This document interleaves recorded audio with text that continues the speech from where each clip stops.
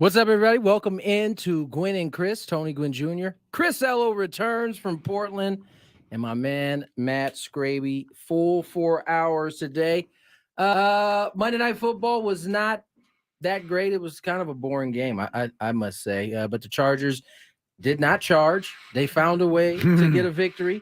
They take down the Jets, who, I mean, listen, as much as I wanted to believe Zach Wilson was getting it together, it's pretty clear he's not ready at this point. So I cannot believe. I mean, some of the throws he missed last night were very Jimmy Garoppolo like. Honestly, yeah, you don't want to be Jimmy Garoppolo. No, and just bad reads. I mean, Troy Aikman is such a great broadcaster, and they showed some of the replays of, safeties dropping into certain positions, which would open up a certain pass, and Zach Wilson just doesn't throw it to the right place. Right. And when he does throw it to the right place, he's not on target very often.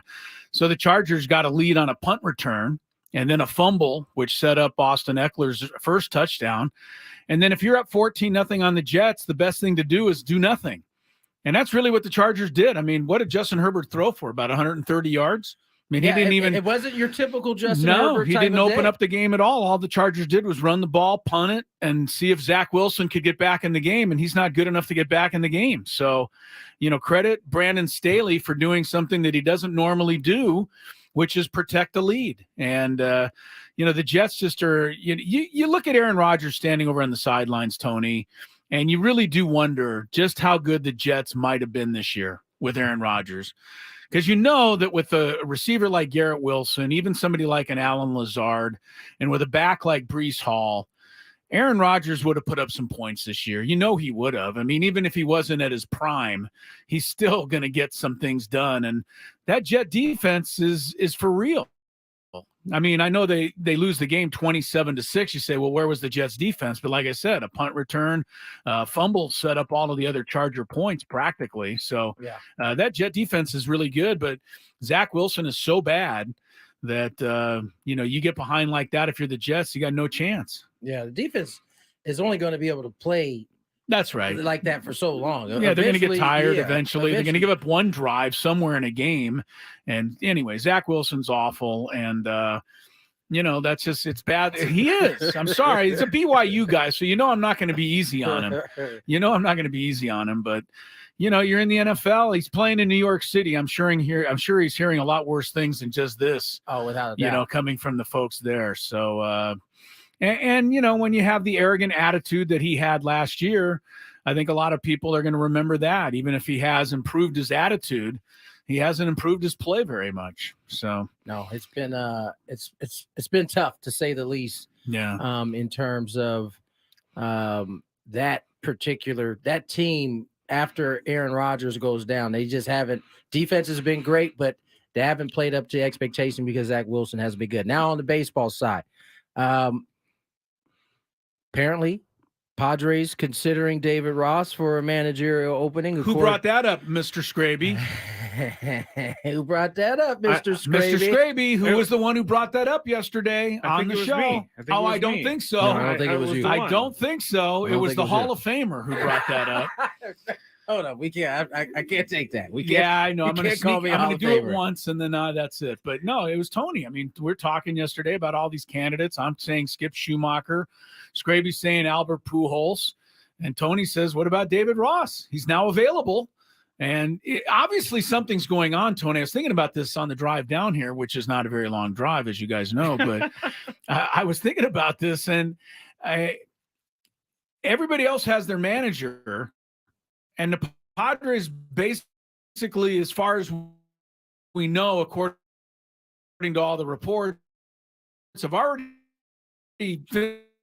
finished interviewing all of their main candidates. AJ Preller to be looking at some other candidates. Yeah. I mean, that to me is the only possibility. So, I mean, if you're going to take the time to name your manager, you might as well kick every tire and see what's out there. It would be in their best interest to find out whether it's a fit or it's not a fit. You would hate to come to a decision and then find out, during the season, years later, that David Ross actually would have fit perfectly. Not to say that he will or he won't, but I'm saying you owe it to doing the best job you can to find out. Especially after apparently what happened a couple of years ago. I mean, all these reports in the UT, our friend Tom Krasavich's been writing this pretty regularly, Tony, but said that Ron Fowler, who was not really in power any longer, right? Peter Seidler had kind of taken over the ownership of the team. But when there was an opening 2 years ago, Ron Fowler, apparently, according to his Bruce Bochy's agent, Tony Antanasio, Ron Fowler desperately wanted the Padres to get Bruce Bochy then. And yeah, I think it is very interesting.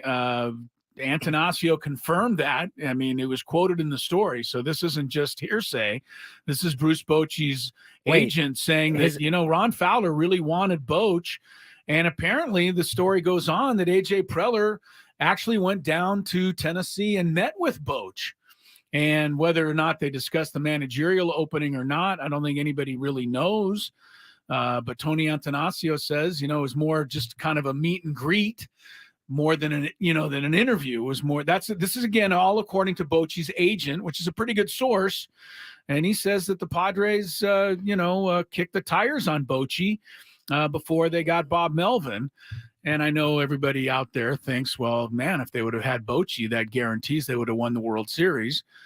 And of course it does not, although you can make that connection if you choose to. But my point being, A.J. Preller apparently kicked the tires on every possible thing before getting Bob Melvin. So he's going to do the same thing this time. And I think that's what the holdup is right now. Yeah, no, I think that's accurate. I think ultimately that is always, when we get to this time of year, it seems to be where AJ is at his best, is when he has time to kind of, take his time, if you will, to find out what the right fits are, what the needs are. And in this case, it's the manager they're trying to lock down. He has a pretty good group of choices, but one came available all of a sudden that wasn't available at first. So in the same way, I think everybody would. You kick the tires, doesn't mean it'll be a fit, doesn't mean it won't. In terms of the Bochy thing, it's these things, as I always try to say often, we don't know what's going on, right? We'd like to think we do. None of us would have predicted that he actually flew out to Nashville and met with Boch. Yeah, that wasn't even something on anybody's radar. No, it was talked about, and it was apparently 2 years ago when all this happened, and nobody has discovered it ever since. So yeah. It always makes me a little nervous though when I see teams hiring coaches or managers, and my team still hasn't done that yet. It makes me nervous. Does that make you want to be in a hurry? No, because you don't want. Because Tony's right. You've come this far. You might as well, uncover and overturn every rock and, check everywhere right now. I mean, if you've waited this long, it's not like the season's starting tomorrow. No, it's not starting tomorrow, but I would also like to get a guy in there. I would also like to give a little bit of direction to the franchise.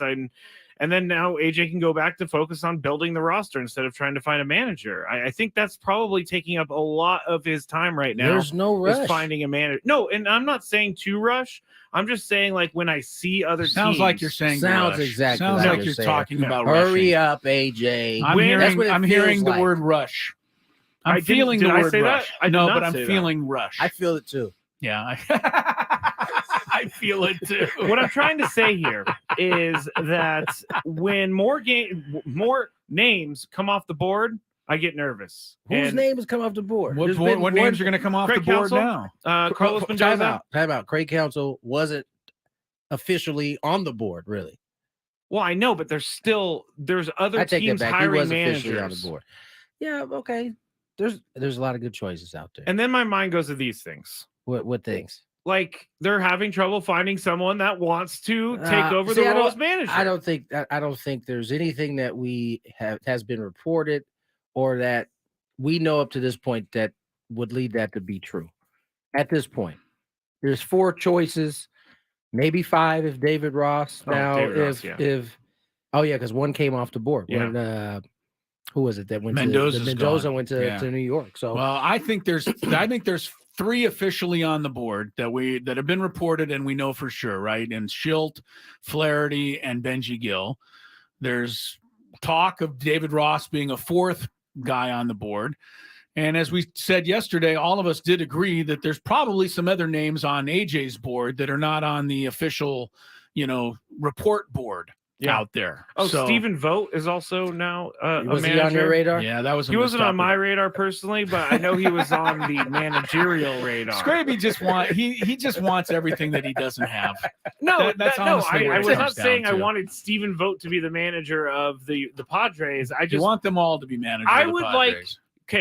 going into the offseason, the biggest problem this team had was to re-sign the guys they need to re-sign and fill in the holes. Now the biggest problem that they have is finding a manager for this team. I don't think that's the biggest problem they have. They will find a manager. That's they didn't. How can that not be a big problem? He's the one who makes all the decisions. Why is it a problem?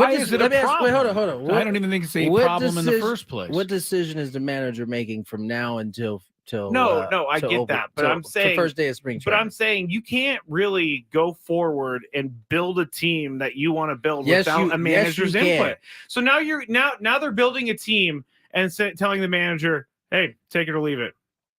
Listen, that doesn't make sense to me. First of all, you're conflating a bunch of things, right? First of all, I'm a conflator. There is not any roster building right now. Nothing. Nobody's signed. Nobody's doing anything. So let's chill on the whole he's building a roster or he's going to build a roster without a manager.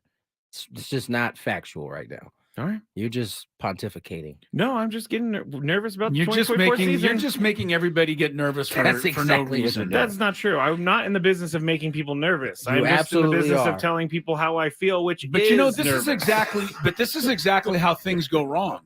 When you panic in a situation that calls for patience. I see where you're going. And you're panicking. I agree. I used to panic and hit that You red button all the used to time. panic. That's what you're doing right now. I'm okay with him taking a couple more days, but if we get past time out. Oh, If it's not done by Thursday, it's over. By Monday, if they don't have a new manager, I'm gonna be even By more Monday. worried. Even more worried. The deadline And if is- more managers wait, start hold coming up. off the board, to the deadline is Monday the 13th. Is that right? my Yeah, imposed your imposed deadline? Yes, my imposed The deadline. Skraby imposed deadline. I think that's fair. It's been like 3 weeks since the season ended. You're hilarious, man. You are really, really funny. You're one of a kind.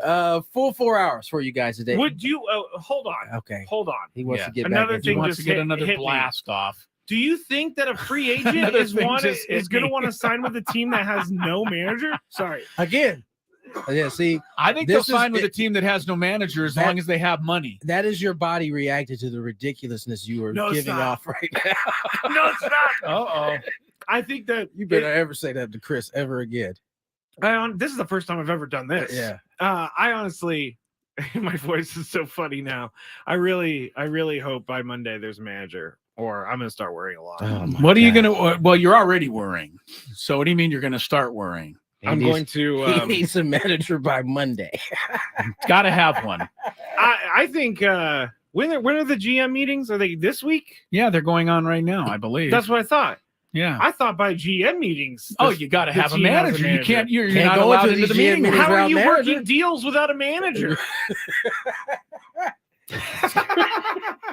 I make a pretty darn good point. Over Wait, here. You think so? I do. Was it last year that Bruce Bochy at the winter meetings that he became manager? I would say it was right before. It was right before. I think Chris Young still did pretty good, making moves as he had a, newly minted or right around the same time manager. He still seemed to give Marcus some of these other guys. You to know come when in. Bochy was hired last year, Skraby? October. So you're only a couple of weeks beyond. You're actually 1 week beyond that. Throws your theory all out of whack. Yeah, well, I'm giving you a little help. Thank you. Giving you a little help. He Because was you know hired in why? October. The good ones go off the board What first. day- I see. What day is it in October? Right now. Yeah, it's November. One of now. our Oh, it's streamers- November. Yeah, it's November November. 7th. Oh We're my like, God, it's a panic. I meant what day was it in October when he signed? Do you? It was a Wednesday. Doesn't say. It was a It was a Wednesday. No. Doesn't say. Just says October. Okay. I don't have the exact date here. well, we are in November, Skraby, so I guess I guess you're I right, guess Skraby. you You know October what? 21st. As a matter of fact, 21st. Padres probably should just forego hiring a manager altogether at this point. No, too I late. didn't say that. It's too late. We've passed the deadline. Too late. You guys are laughing now, but when this becomes an issue, Hey, honestly, if we You're get to that laughing point, now. I will be happy to be like, Skraby, you were right. We told you were right on the first thing. We'll tell you you're right on this one Vinny if you on, end up being right. Vinny on the stream says 14 minutes in and already being rude to Skraby. Let the man cook. Let the man cook. Hey, Brutus fan 619. I agree with Skraby. Longer it takes, more panic sets in. Yeah, I have no doubt that more panic will set in. Did you guys just feel that? Doesn't mean that it Nerves got bigger.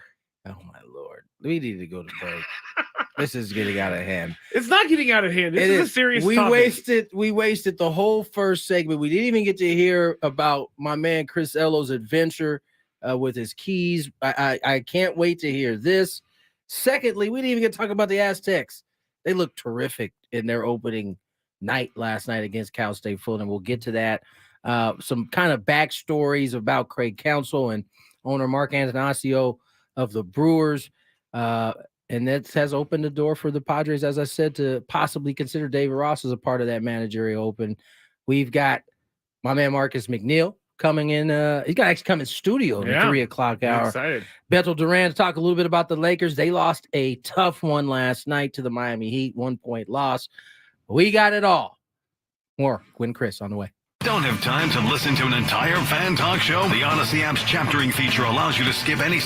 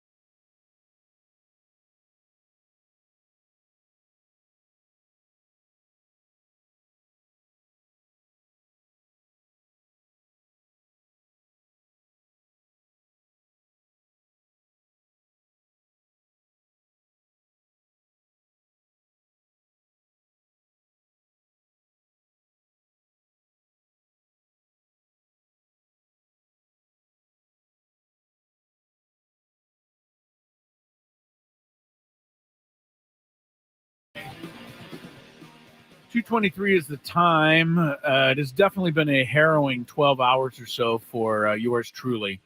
I will share what happened here momentarily, but Aztec basketball did get off to a great start last night, guys. 83-57 over Cal State Fullerton. Wasn't that simple.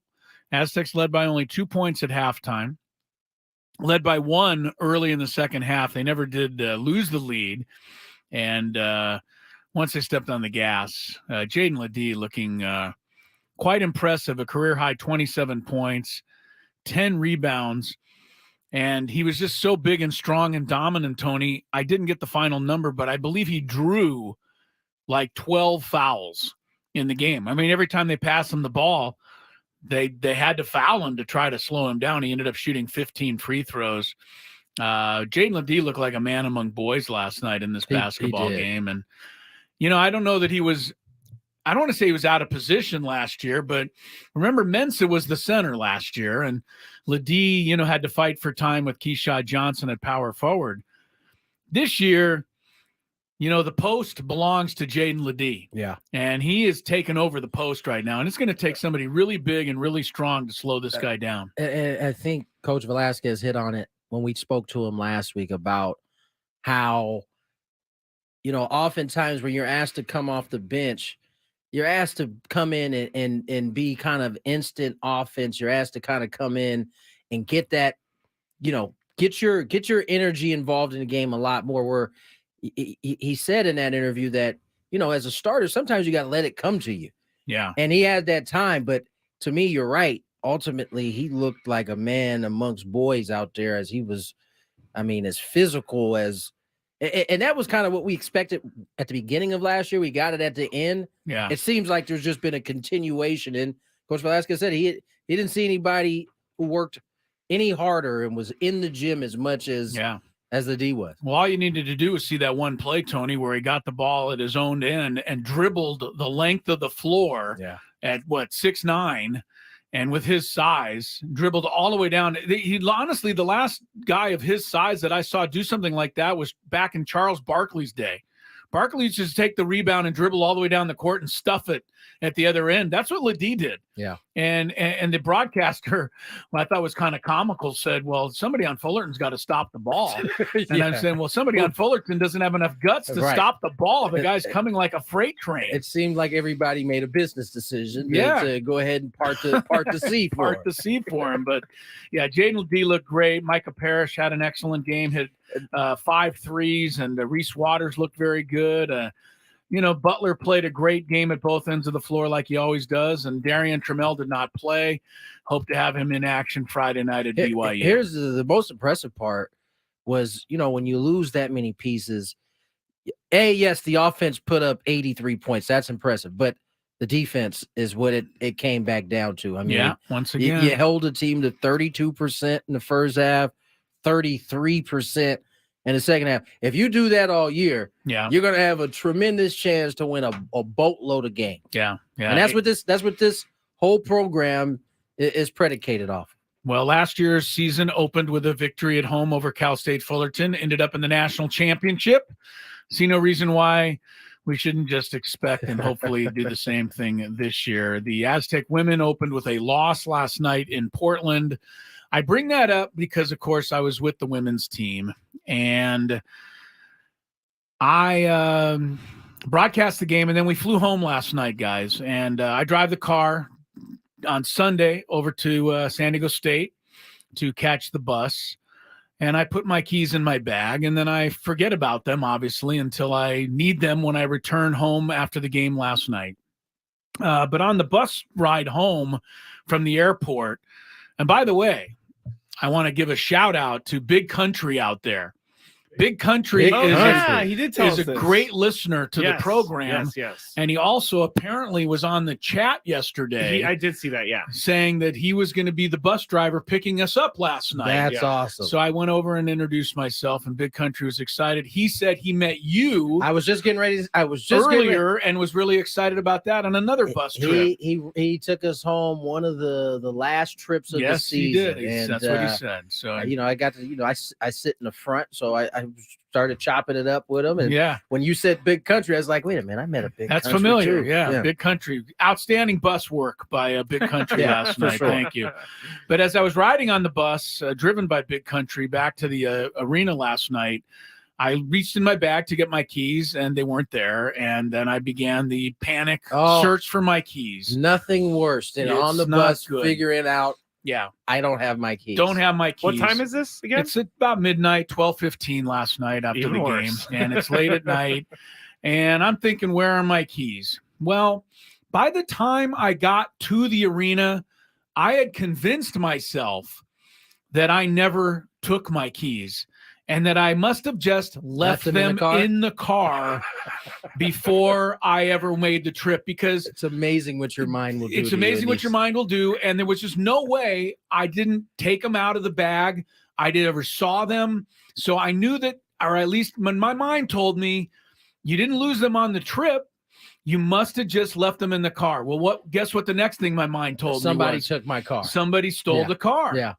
So absolutely. So it's 12:30 at night. I go into the parking garage at San Diego State last night, pretty much sweating as I walked in there. And it's the garage right across the street from Viejas Arena, for those who are familiar with it. Yes. Pretty big layout in there.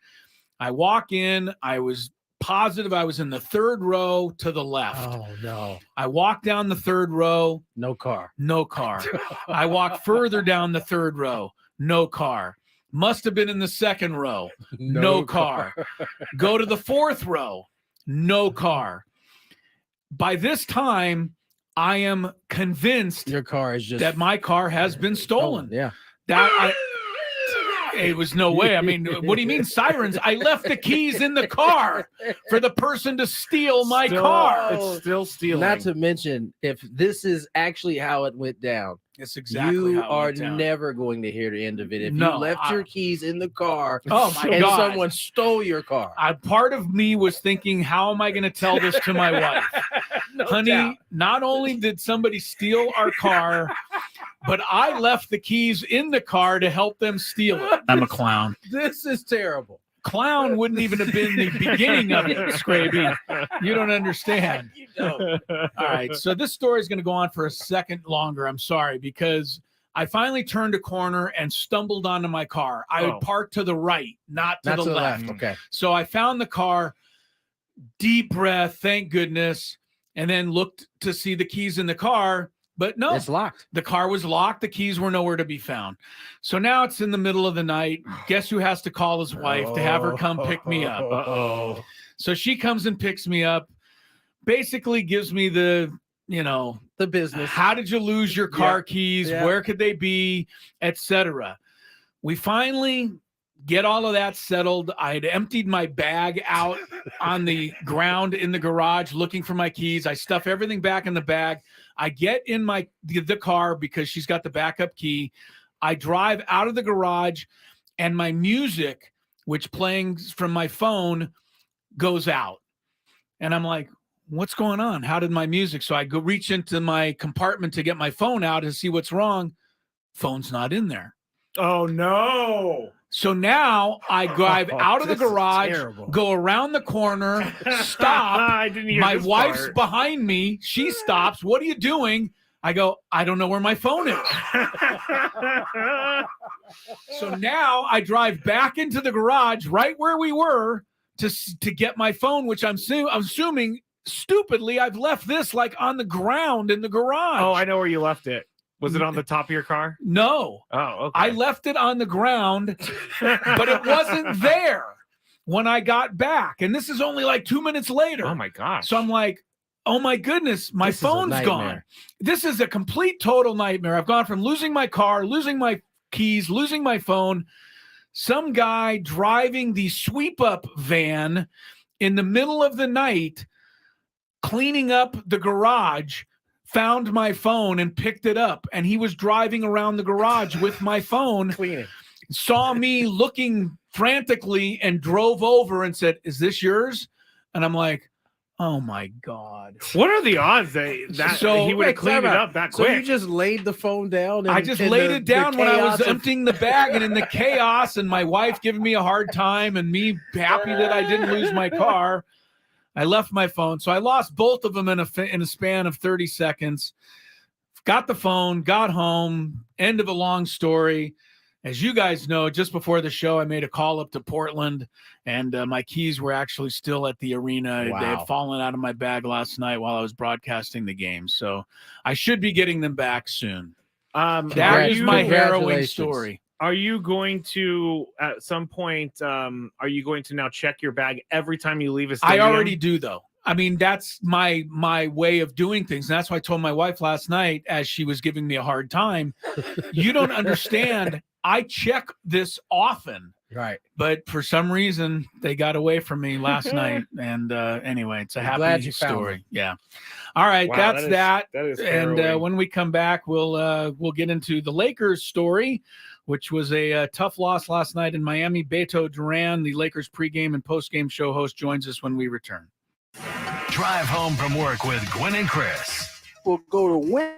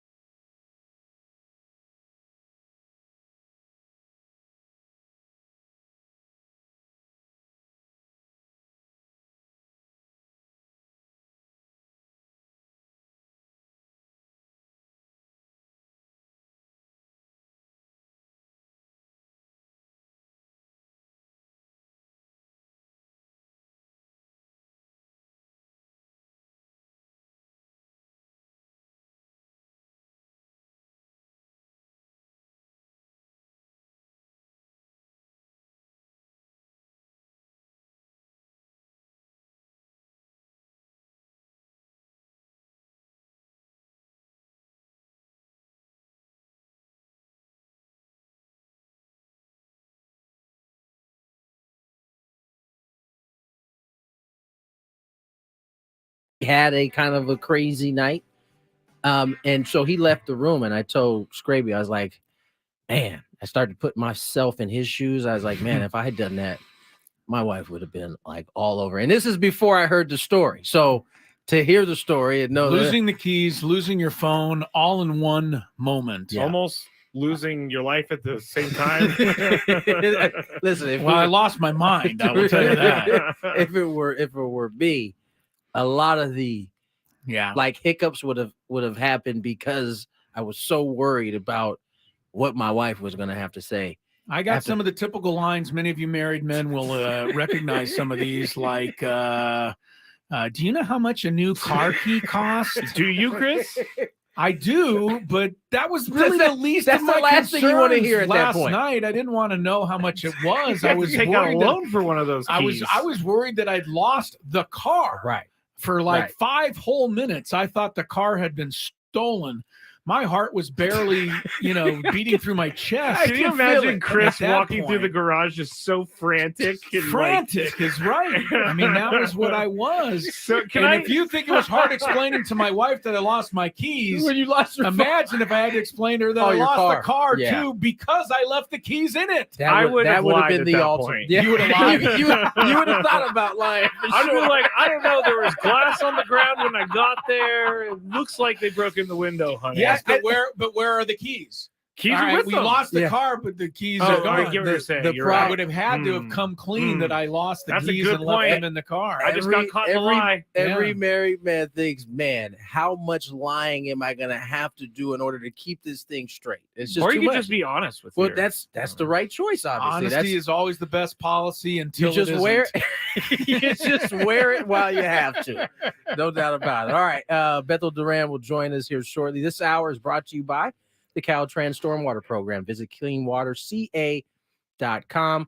Let's change this to that by picking up after our pets, reducing pesticide use, and regularly servicing vehicles. Learn how at cleanwaterca.com. That's cleanwaterca.com from Caltrans Stormwater Program. Let's bring on our guest, Bethel Duran, pre-game and post-game host of the Los Angeles Lakers. Beto, welcome. How are you, my man? I feel good, man. You feel good. I tell you who doesn't feel good. The Lakers don't feel good right now. No, in all honesty, they had a shot to win that game, had a clean look. Cam Reddish could not knock the shot down. They go down still winless on the road. What's the temperature like here early for this Laker ball club? It's starting to, you're always going to have the fans that are going to be concerned no matter what. But then, they didn't win. Oh my God, we're not going 82-0, right? But there is some concern because the way that they're playing right now, but you can always find something to talk about with the Lakers. Like, they only had 6 players at the end of the game last night. And I said this on the postgame show last night, I'm not a moral victory guy. You know me, T. Yeah. Like, either you win, you're playing, it doesn't matter. I want to hear excuses. But D'Angelo Russell gets thrown out yesterday, and he doesn't even know why. I mean, the refs were tech happy yesterday, and I'm not one to ever say the refs are the reason, but LeBron only goes to the line 4 times. But the temperature right now with the Lakers team, you should have some concern because they're hurt. Yeah. Anthony Davis went out in the third quarter. He was dragging his leg. He said it was a hip spasm. He got hit. So anytime you see Anthony Davis leaving, immediately, all the memes are going to go out there like, oh, he's glass or this, he's fragile, whatever. But the good news is that he's expected to play tomorrow in Houston. So, you got to get that guy out there. Then LeBron James is playing 39 minutes in his 21st season. Like, that's way too many minutes. But the guys are hurt right now. So the Lakers battled, and I even said it before the game. I was asked, like, hey, are they going to win? I was like, nope. I thought they were going to lose by double digits, but they didn't. They battled. They clawed back in. And at the end of the day, everybody wants to jump on LeBron saying, oh, he should take the shot. Dude, you give it to the wide open dude. He's in the NBA. You better make that shot. At the end of the day, you're going to want that shot at the opportunity. So, again, not the moral victory, but you're bummed if you're a Laker fan because you had a chance to beat Miami at home, and that's all you can ask for, really. Beto, you mentioned the LeBron James, and I guess the official number is 36 minutes per game, and the Lakers had something around 29 was what they were shooting for. It's only 7 games in, but he's 7 minutes over per game. And it seems to me it's because they've played nothing but really, really close games so far. So LeBron needs to be in there. I mean, they've had 2 overtime games. They've had a 1-point game, a 3-point game, a 5-point game. There really hasn't been any garbage time for him to sit and relax. Is this something that are they going to have to start playing some close games without him in the fourth quarter, or they're never going to go to that extreme? So before the season started, Darvin Ham and the coaching staff saying we want to keep LeBron around 30 minutes a game. We want to monitor him. Yeah. It's not a hard cap. It's not like Little League. We have a pitching count. You're like, oh no, gotta take him out. It's not that. It's more of we would like him around that area. But the reason he's playing 36, 38, 39 minutes, whatever it is because they need him. Because when LeBron is off the court, that bench is doing nothing. For you. So they might Worst have in the league. Yes, I'm glad you brought that up. It's just when he leaves the game, you're like, okay, you're holding your breath. How much of the lead is going to disappear, or how much of deficit are we going to have when he comes back into the game? And that's a huge concern. So it's not he's playing those minutes because they want him to. It's because they need him to, and that is a bad sign for the Lakers right now. Because if you don't have any kind of support staff for LeBron, how old is this dude? Like, Jaime Hawkins yesterday, who played, said, my entire life that I've been alive, LeBron's been in the NBA. Like, that's where we're at right now with him in his career. And you don't want him playing that many minutes. And Anthony Davis going out. Like, they had, guy like Vanderbilt out, Jackson Hayes and Surf Footers out, guys who just style whatever it is. They don't have any depth right now because of injuries. And I'm not trying to make the excuse, but if you're LeBron, you look around, you're like, damn, I guess I got to suck it up right now. Like, yeah, I want a breather. But as far as like garbage time, this team hasn't had anything easy right now. There's no garbage time. And if this progresses, forget like talking about Western Conference playoffs. It's like, damn, are we going to get into the playing games? Yeah. Like, this is not a good sign. That was the one thing that they did really well in that back half of the season once they made the trade was their bench. The guys who came in were able to at least sustain or keep things where they were. It's been a little bit different story to start the season. Beto Duran joins us here. Beto, you mentioned the lack thereof of foul calls. Darvin Ham was teed up. I guess the Lakers actually sent video into the league, talking about the non-calls that LeBron's getting. What do you think they're hoping to accomplish? Because in my recollection, these letters don't do much other than let us know that they actually were sent. I've yet to see referees come in the next day and be like, hey, we got your letter.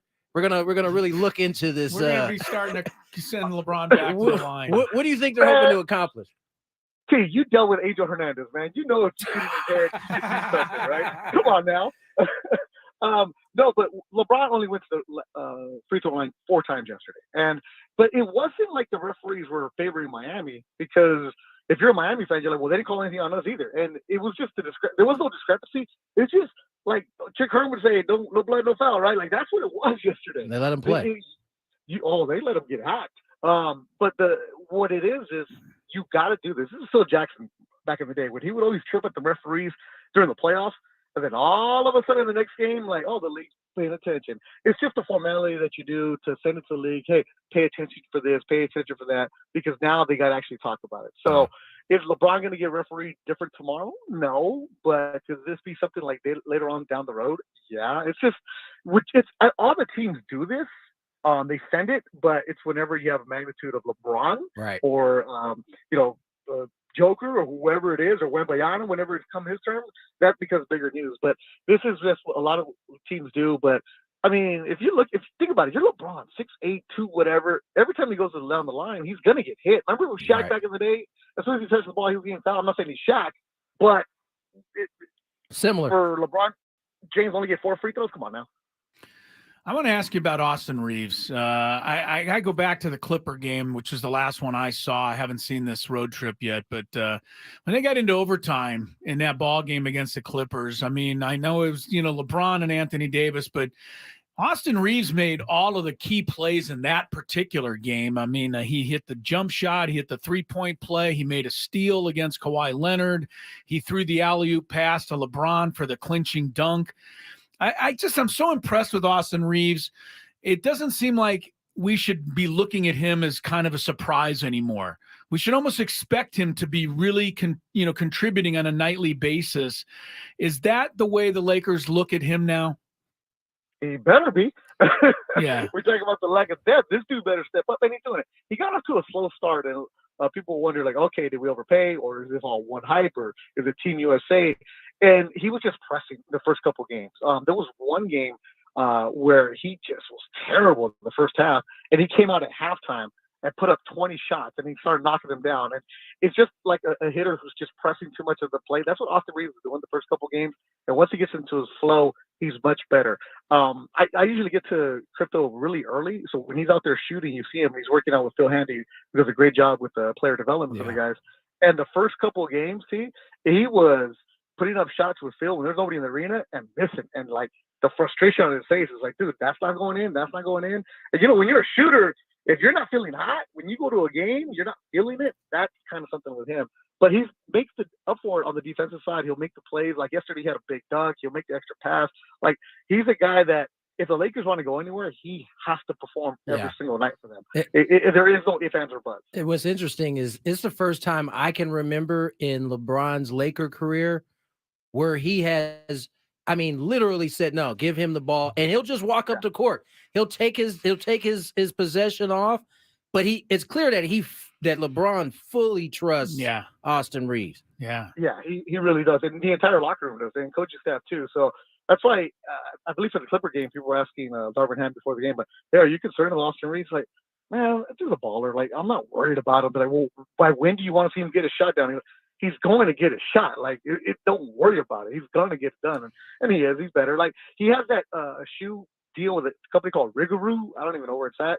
But then if you drive around LA, you see him on a billboard for like a lawyer and stuff like that. So he's starting to get some of those endorsements. I mean, it's not the big ones, but he knows that, hey, anytime you're a Laker, collect that money. So he's getting it, man. He's all right. Absolutely. Lakers back in action tomorrow. Beto. I don't want either of you guys to panic because last year they didn't win their third game until the end of November. They were 3-10. That was tough time. This year they're only 3-4. So it was a lot tougher last year. We're further ahead of schedule this time around than we were last year. Beto, as always, man, appreciate you coming on. We'll try to catch up again next week. Thanks, brother. Thanks, Beto. Beto Duran there on Gwynn and Chris. Lakers in action tomorrow. Nobody's playing tonight. Yes. In the NBA. It must be an election night. Yeah. That's the only time they totally cleared the NBA schedule for election nights. Yeah. Is there an election? There is somewhere. In some, I think okay. Virginia. So it's not something that I really state elections and things like that. You didn't miss anything. You're good. What about our state?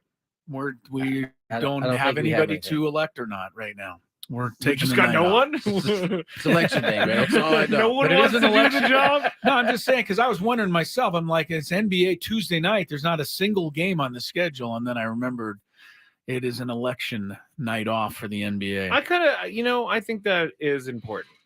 It is nice. I think it's a nice gesture to keep people out of arenas and hopefully get them into voting, places so that they can cast their ballots. It's your duty as a citizen. That's right. Get out there. Get out there. I'm trying to figure out if I want to get on my soapbox about these managerial contracts.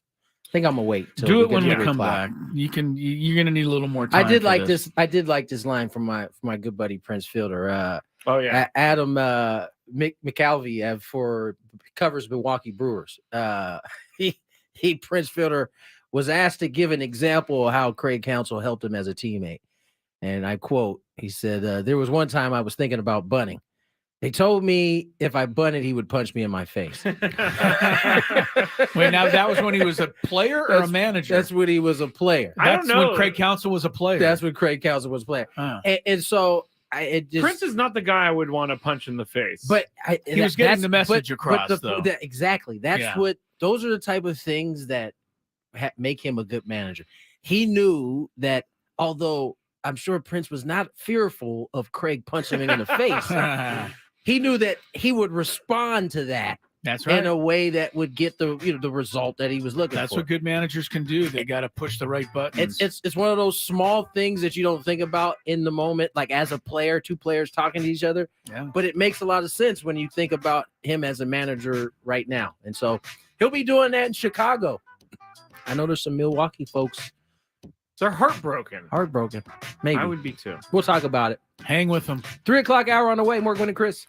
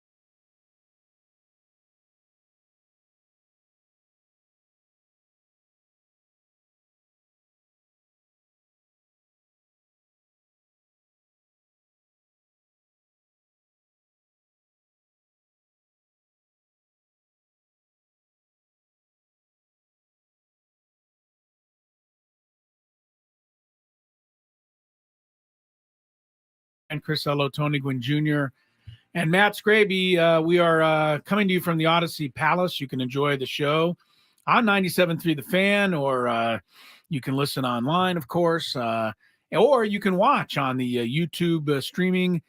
Just search for 97.3 The Fan, and you can watch the festivities as we go along here towards 6 o'clock. We've got a daily gambit coming up shortly, but it has been a strange 12 hours for me.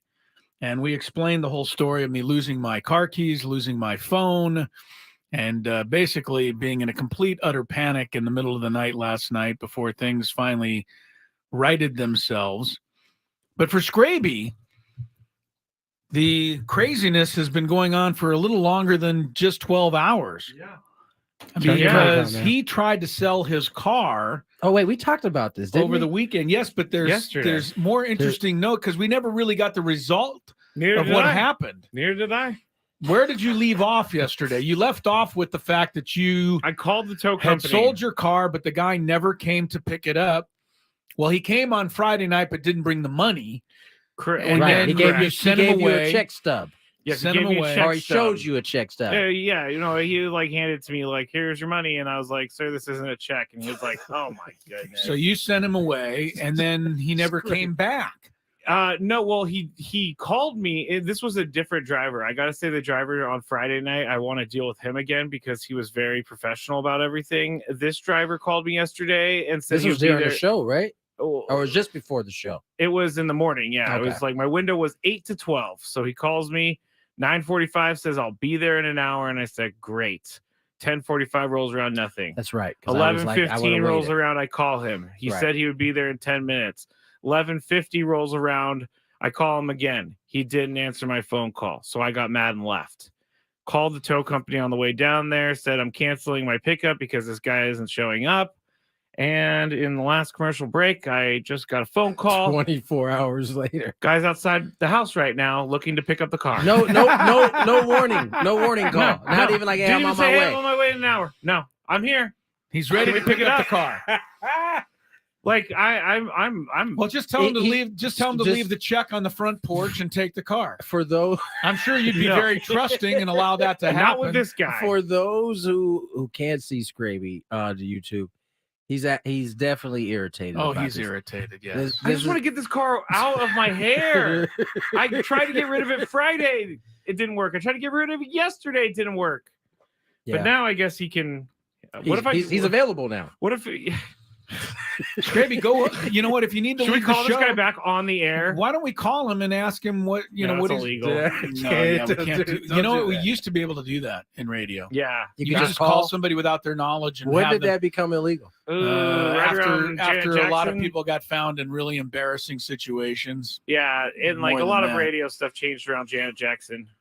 But Janet Jackson. When the Super Bowl malfunction? Yeah, they got. What did that have to do with radio? Media just got more strict. Like you couldn't say things on the radio anymore. What was the prank call cats? What was the the Jerky Boys? The Jerky Boys. Yes, they made a living out of calling people. Yeah, that living got squashed after Janet. Yes, they called it a cold call, where you would just pick up the phone, call somebody, they would answer, and you would just be talking to them, and then, oh, by the way, you've been on the radio for the last 10 minutes. Yeah, I can see that being to be not something you can do any longer. All right, before I forget, I want to get to this my soapbox that I was talking about before we went to break. All right, do it. So I don't know if you guys can go back to before collective bargaining agreement. It's been a while. Yeah, we're gonna have to turn back. I'm so happy to hear that being used against somebody other than me. Even though I'm only talking about like 3 years ago, right? So we're going back. There was, if you guys think about like when Dave Roberts signed his extension, or even Jace Tingler when he signed.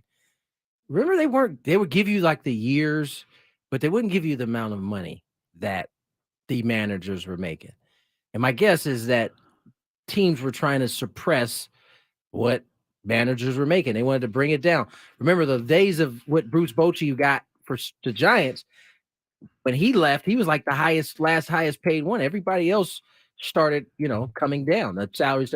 Okay. Kevin Cash is making 1.5 is a good example. A team that's in the playoffs almost, yearly, pretty much. Yeah. Craig Counsell just signs a 5-year, 40, I think it was. So 5 he's going to years, 40, make $8 million. $8 million a year. So, but they're giving the price tag again.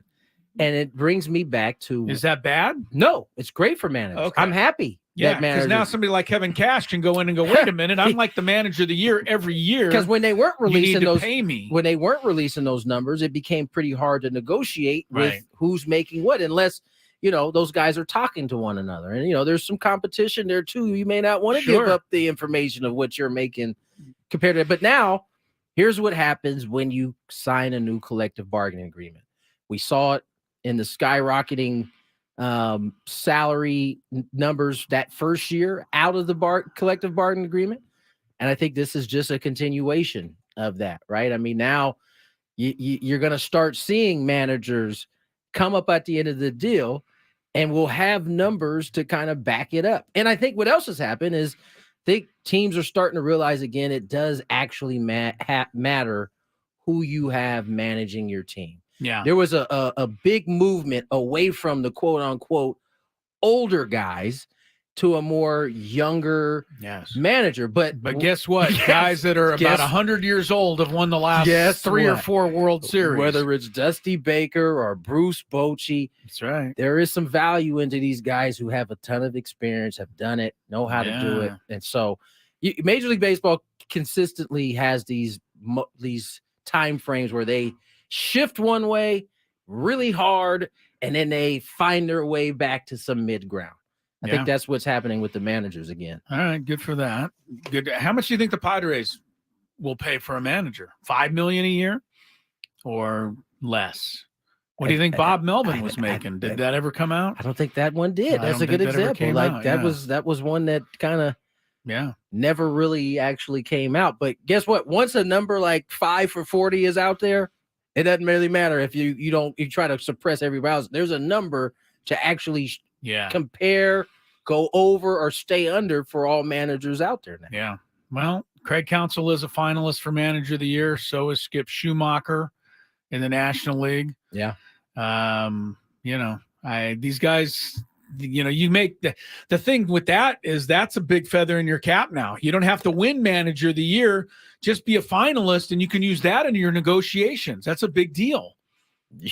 And now that you have a number to actually base it off of. Yeah. I mean, if you're Brian Snitker's the other one in the NL finalist, but if Counsell's a finalist and he's making $8 million a year, and I'm Skip Schumacher and I win Manager of the Year over a guy they just said's making $8 million, I'm going to need to be bumped up a little bit to get closer to $8 million. And it's the worst thing for teams now because it's like, dang, we can't. Too bad. It is. Hey, this is what the I'll going tell you rate what you is. should do, Skip. Leave Miami and come to San Diego. We will pay the freight. Wouldn't mind it at all. All All right. We were supposed to get to a Daily Gambit, but there were some life issues that jumped up in there. Yes, we Skraby, were. Don't blame it on me. You just spent the last 7 minutes talking about the manager. Did I see, this is how you know Skraby's in his feels. Oh, he's right irate right now. He is really irritated. I wasn't even blaming anything on you. I was just asking, do you want to do the Daily Gambit right now, or would you like to wait? You guys got something for 2.5 minutes? Sure, I can come Always up with do. something. The baseball writers. He says always do, but we know that's not true. What do you mean it's not true? I can always talk for 2 minutes. Boom. I've done that for What about 3? 25 years. 3 is more difficult. And I just want to say to the people on the chat, I know you're looking out for me. I'm not an idiot. What happened? They're like, don't take a check. You're going to get screwed over. I have verified this company. They are looking out for you. I know man. They're looking out for you. Tony and I were telling you to just give the guy the car the other night and then go pick up the check. We were hardly looking out for you there. I would hope, I know you're looking out for me. I just want to say that one more time, but I would hope you guys know I'm not that dumb to just be like, give away my car and take a piece of paper that says IOU. I'm telling you, ladies and gentlemen who are on the chat right now, Skraby's a little irritated. So Skraby's irritated, and he's one of the least trusting of individuals on the planet. So I'm sure he's going to look into this 10 times over before he parts with his car. I got called a Karen on X yesterday about my story. I think I saw that. I don't believe in any way that I'm a Karen. I didn't go like say racist things to this guy or Wait, anything. no, Karen That's what a Karen does. A Karen doesn't A necessarily. Karen goes way too far. Well, that's not necessarily a racist, though. If that's all you need to do to be a Karen is go too far, then that ought to be your new name.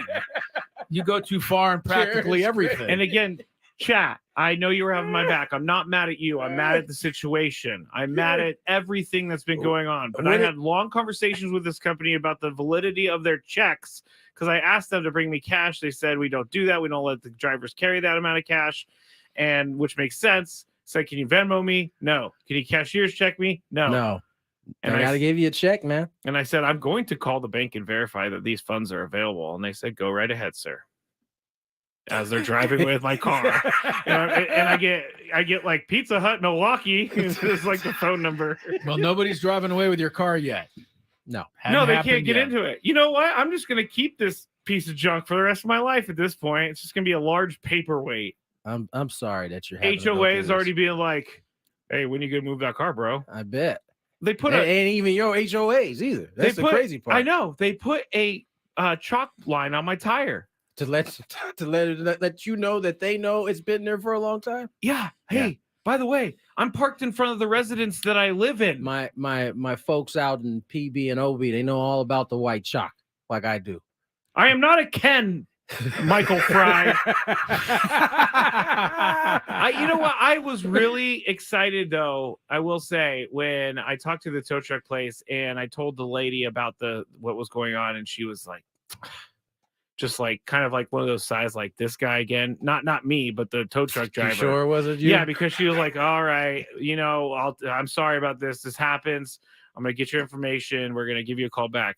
Didn't know that they were going to come to my house and tell me they're outside. Yeah, no warning call. I think since they gave you very little respect in terms of making you wait 2 days, you should give them the same treatment right now and leave them outside of your house as long as they're willing to sit I haven't there. called them back. You haven't responded. Good for Let you. them No. I just listened to the voicemail. He's like, hello, I've been ringing the doorbell. What if he's a listener of Gwynn and Chris right now and is hearing all of this? Please. Are you okay with that? Please just know that I hate you. Yeah. All right.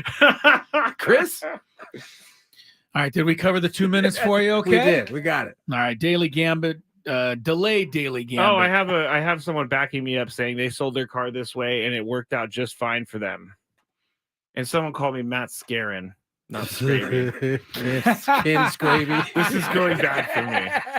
This is going bad for me. Traffic is not ready, Chris. All right, Matt Scarin. I hate you. Still have to take a little break. When we come back, we will get to our delayed Daily Gambit on Gwynn and Chris. And Kim crosses the plate. You can listen to every Padres game along with all the music and news that San Diego needs right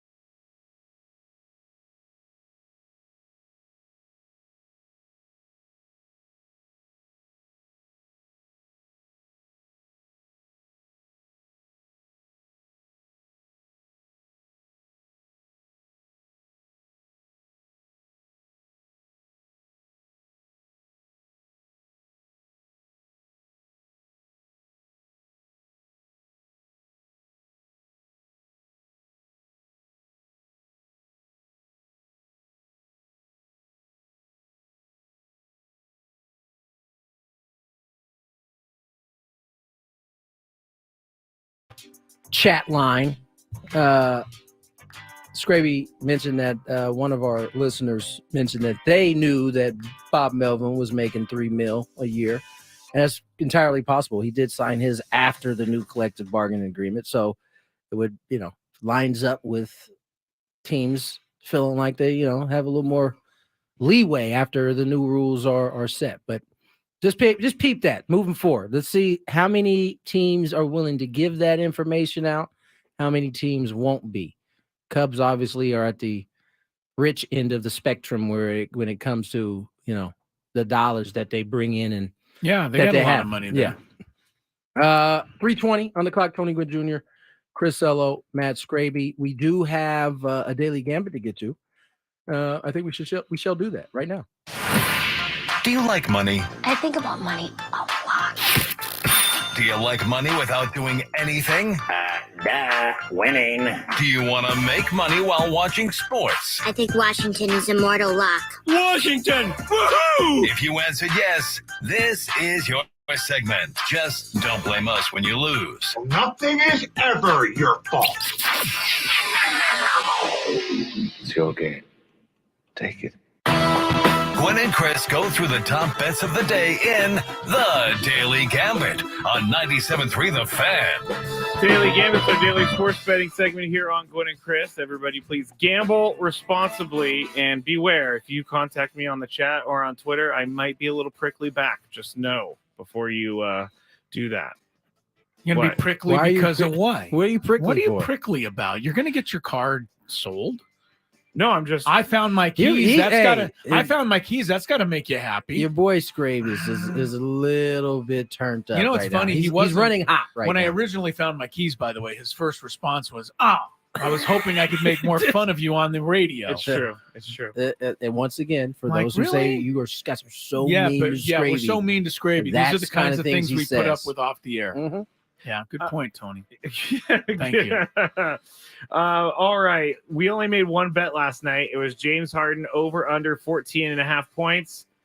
James Harden did go over. He had 17 points. And like Tony said, he was Best behavior for one game. for one game. What does that mean? He showed up and put a uniform on and went out and played? That's an upset in itself for him. That's good behavior. Good for him. Attaboy, James. You actually played in a game. Woohoo! Zion Williamson's playing also, Skraby. All of these guys. Do you remember how worried you were that James Harden was going to be the next? Was it Ben Simmons? He was not going to play like the rest of the year. You were worried about that.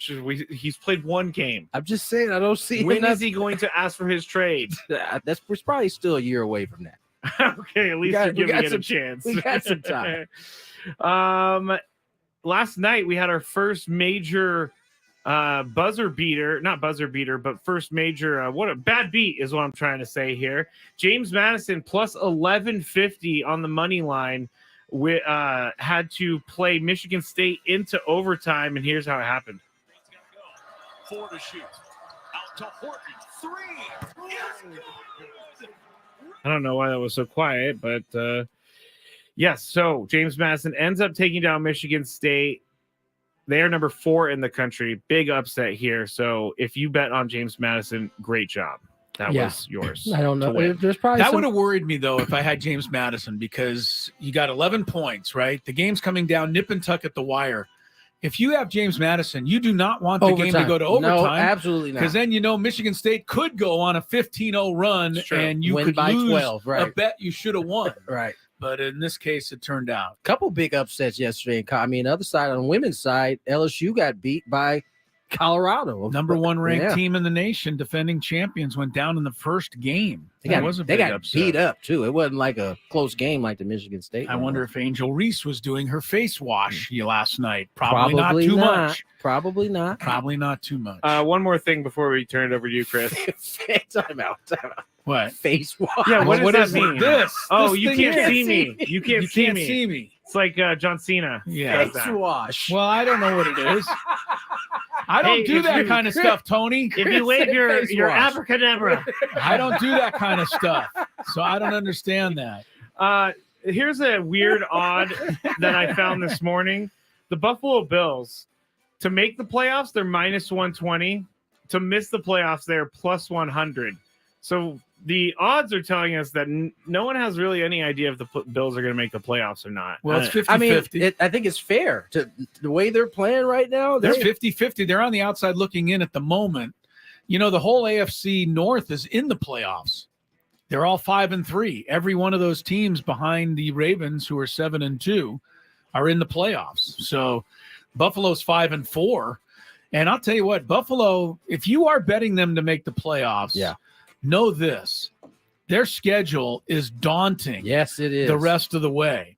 Not only are they 5-4, but check this schedule out for Buffalo coming up. They have the Broncos, on Monday Night Football this week, then the Jets. But then at Eagles, at Chiefs, Cowboys, at Chargers, at Dolphins. That's four games. Really tough away games that Buffalo has, including, along with a home game against Dallas. So it's going to be tough for the Bills to get back to where they're used to going, which is the postseason. All right, I just got Marcus McNeill, so he's ready for the next segment. Let's get to your bets so we can get him in here, Chris. All right, here we go. We have a little college basketball tonight. There are 2 games that are being televised, so for interest, we will bet on them. Auburn is at number 20, Baylor. Auburn, even though they are not ranked and Baylor is, Auburn's favored by 1.5. Go figure. I read somewhere that Baylor's going to be a chance to be a real upset surprise team this year. They start the year number 20. I'll take them at home tonight, and I'll take the 1.5. Baylor's a good program. Yeah, so won the national title a few years ago. Yeah, this is. But Auburn's been pretty good last couple years also. You took Baylor? I took Baylor. I'm gonna take Baylor too. You're gonna take Baylor. Take the 1.5 points. Skraby, who do you like here? Auburn is favored on the road. I'm going to pick Auburn because our guy Marcus McNeil is sitting right outside and probably can hear me. Not a bad idea. So I'm going to choose Auburn. Yeah, with Marcus right there. That wasn't very smart of us, Tony. The other one is Creighton. I bring them up because that's the team the Aztecs beat to get to the Final Four. But they're ranked number 8 in the nation to start this season. Tonight they're hosting Florida A&M. Skraby, you like these kinds of spreads. Creighton's favored by 36. Oh, my goodness. Tony, who do you like here? Oh my goodness! I think Creighton they'll still win by more than that. No, they'll have a 35-point win. Oh, you're going to take Florida A&M. Wow. All right, Florida A&M is what you go with. Tony, who do you like here? 36 points. Skraby, who do you like? I thought I just went. I know. I think they're gonna get like a 35-point win. You're taking Florida A&M. No, also? I'm gonna take Creighton. You're gonna take Creighton. It's hard to give 36 points. It really is. But then if you bet Florida A&M and you tune the game in and the score is like 27-2, you're like, oh, God, what did I do that for? I'll take Creighton. They looked pretty good last year against the Aztecs. Giving 36 points. All right, college football tonight. Ohio University is at Buffalo. Maction. Wow, on a Tuesday night time. Maction. Yeah. Ohio on the road is favored by 7.5 over Buffalo. Skraby, you're first in this game. I actually watched Buffalo play last week on Maction. You did. And they were terrible, so I'm going to take Ohio. You're going to take Ohio and give the points. Yeah. All right. Since your scouting report says Buffalo's terrible, I'm going to assume that they're actually pretty good. Okay. So do that, Chris. I'm doing it. I'm taking Buffalo plus the points at home.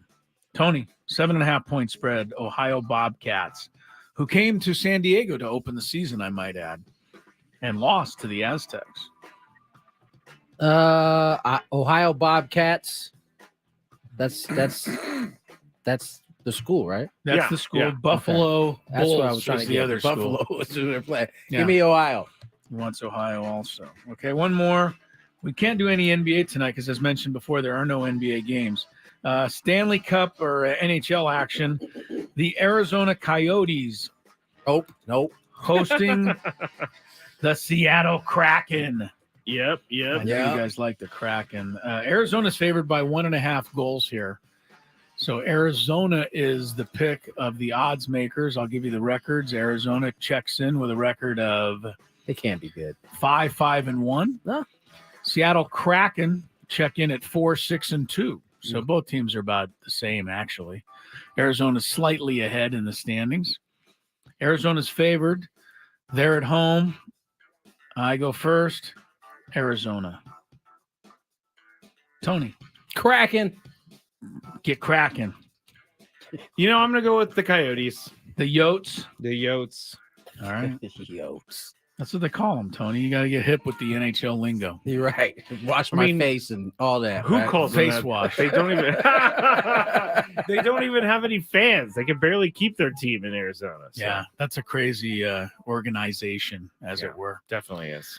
All right, that's my Daily Gambit stuff for tonight or today, and we'll see how the bets go. Recap tomorrow. Marcus McNeill, the Auburn Tiger, is in studio today to talk NFL with us. That's next. Previously on the John Cantera Show. Here's my problem, and I'm not trying to squelch talking to David Ross, but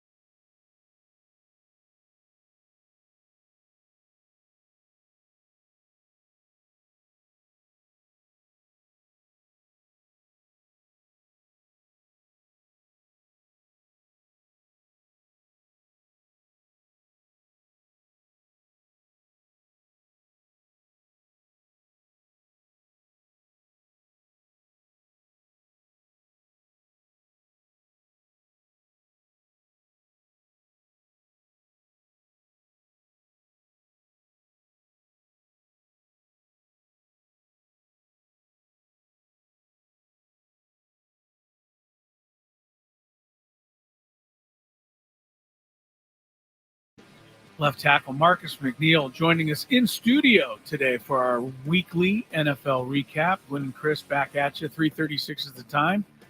Coming in from the Odyssey Palace Studios, and yes, indeed, Marcus is here. Marcus McNeill, I just didn't remember how big you were until I went out and said hello and welcome. Now, I want to say you look tremendous. You look in great shape. You look, honestly. What is it with all the offensive linemen retiring and then just trimming down deflating a little bit? Yeah. Hey, you don't have but one way to go when you're that big, and it's that. You don't have one way to go when you're that big. and then the black helps. You know, I heard that from old school. Like, wear black, you look slimmer. So. A little slimmer. You really look terrific, but I mean big. I mean, it is. I don't know how these defensive ends ever get around any of you guys to get to a quarterback. But Marcus, before we get started with the NFL, I've been dying for a few weeks to ask you this. You went to Auburn. You're an Auburn Tiger. So's Charles Barkley. He's one of our all-time favorites on this program. Do you have any relationship at all with Charles? Have you ever been able to and hooked up at any kind of Auburn athletics function? You know what? We went to the national championship game back when Cam them played, and I saw him there, and you just feel Charles Barkley when he's in the crowd. Yeah, I bet. He's a GOAT. You know, he's a little bit older than me, but you know, when he's there, he's in the middle of the crowd. He's high-fiving people, having conversation. Yeah. You could tell he's a genuine dude. Are you still connected with Auburn? Do you still get back often to see some games and whatnot? Yeah, definitely. Shout out to Kirk Sampson down there, man, the head of the communications department. He's actually the one who took me on my All-American tour whenever I had to go to like certain banquets and stuff like that. And he's still there representing now, man. So yeah, shout out to everybody down there. And when you hear people talking about rivalry games in college football, can't you just sit there yourself and go, I don't care what they say. Nothing ever will top an Iron Bowl, and you got to play in Auburn, Alabama. What was it? What are your recollections of those? I mean, we had a good time playing in the Iron Bowl. I never lost to Alabama. Never, not one time. I love that. 4 years straight, we smacked them. You know, so I get to wear that on my hat every time I go down there, regardless of how good they get with Nick Saban. Ain't that true? All right, let's talk some NFL. Last night, I think that's the freshest memory in our head. Chargers get a victory, albeit against Zach Wilson in a Jets offense that just doesn't look like an NFL offense at all. Was there anything at least to garner from the Chargers in terms of that victory? Is that something you can get excited about? I can't hold my hat on that one, Okay. you know, and I'm a Charger boy. They're the only one to cut a check for me, so I'm not going to go against them, you know what I mean? But at the same time, they're playing against a JV offense and ended up with less yards in the game than they actually did. You know, the defense played big, but I want to see the defense consistently play like that, not just when they're going against an offense that's inferior to them. Yeah. I want to ask you about how Josh Dobbs please of the talk about Vikings this a little did bit. what Josh Dobbs did on Sunday.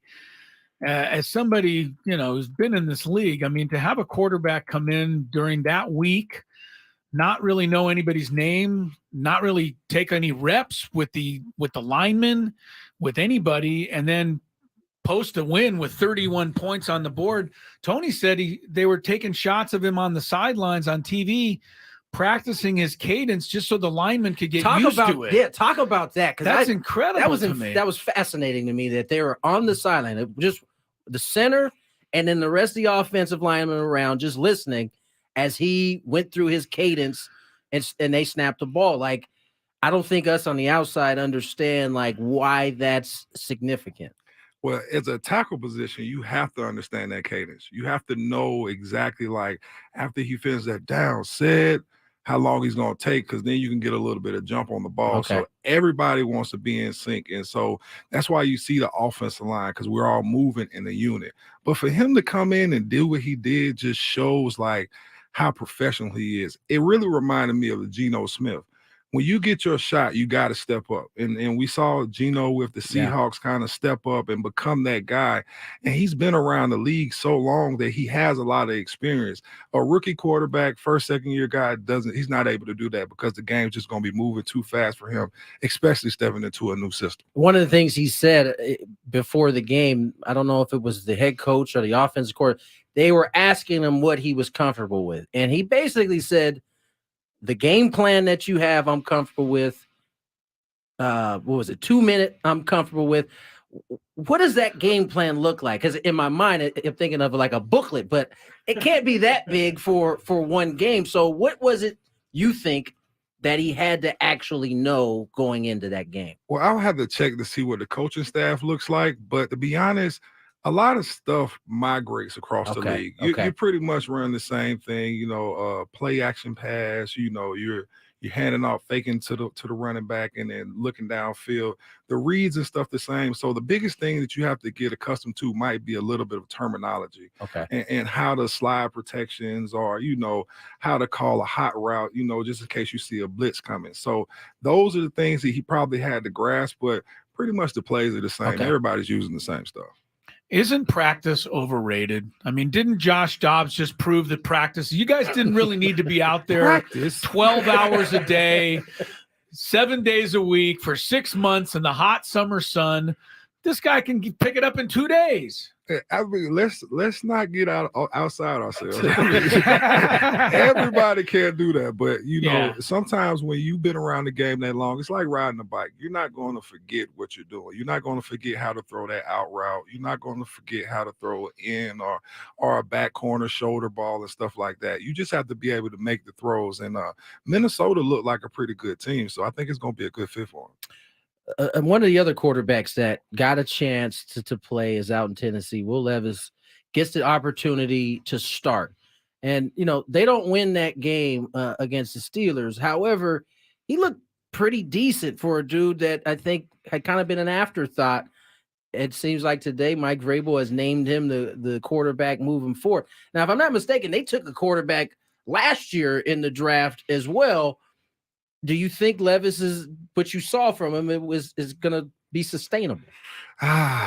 Y'all call him Levis. I like to call him Levi's, like the 501. Just a nice pair of utility jeans. Like he's a nice utility quarterback who can get in there and do what he need to do.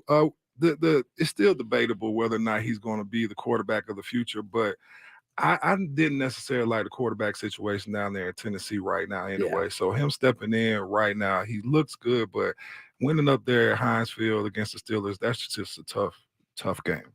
I got to believe that somebody such as yourself, Marcus McNeill, is with us in studio today talking NFL. You got to really appreciate and enjoy the work of a team like the Baltimore Ravens because they're still a throwback, right? They still run first, pass second. Obviously, Lamar Jackson does a lot of running, but they're able to plug in a guy like Keaton Mitchell the other day, and he only averaged 15 yards a carry, 138 yards. They rushed for 298 against Seattle, which is a pretty decent team. How much do you enjoy watching the Ravens and, letting their big offensive linemen eat, as it were? Man, I love watching the Ravens. I don't think that team, especially Lamar Jackson at quarterback, whenever we're talking about top 2 or 3 quarterbacks, we very rarely talk about him. We hear Patrick Mahomes, Josh Allen, you hear Tua, you hear so many other people, but Lamar Jackson has proved himself year in and year out. And I think actually Jadeveon Clowney being added to that defense, people don't realize how much of a force he is on that defensive line. And them adding him kind of brings back that outside rush that we used to see with Suggs back in the day where you could play the run and the pass. Do they have a different system with their blocking schemes? Are they different than other teams in the league, or are they just more committed to running than other teams in the league? They're definitely committed to run first, especially with a quarterback like Lamar, who's actually a running back or a top 5 running back if you put him in that position.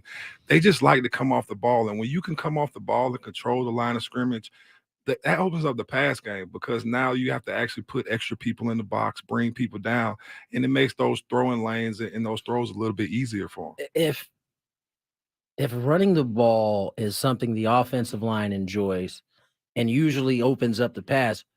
Why don't more teams do that?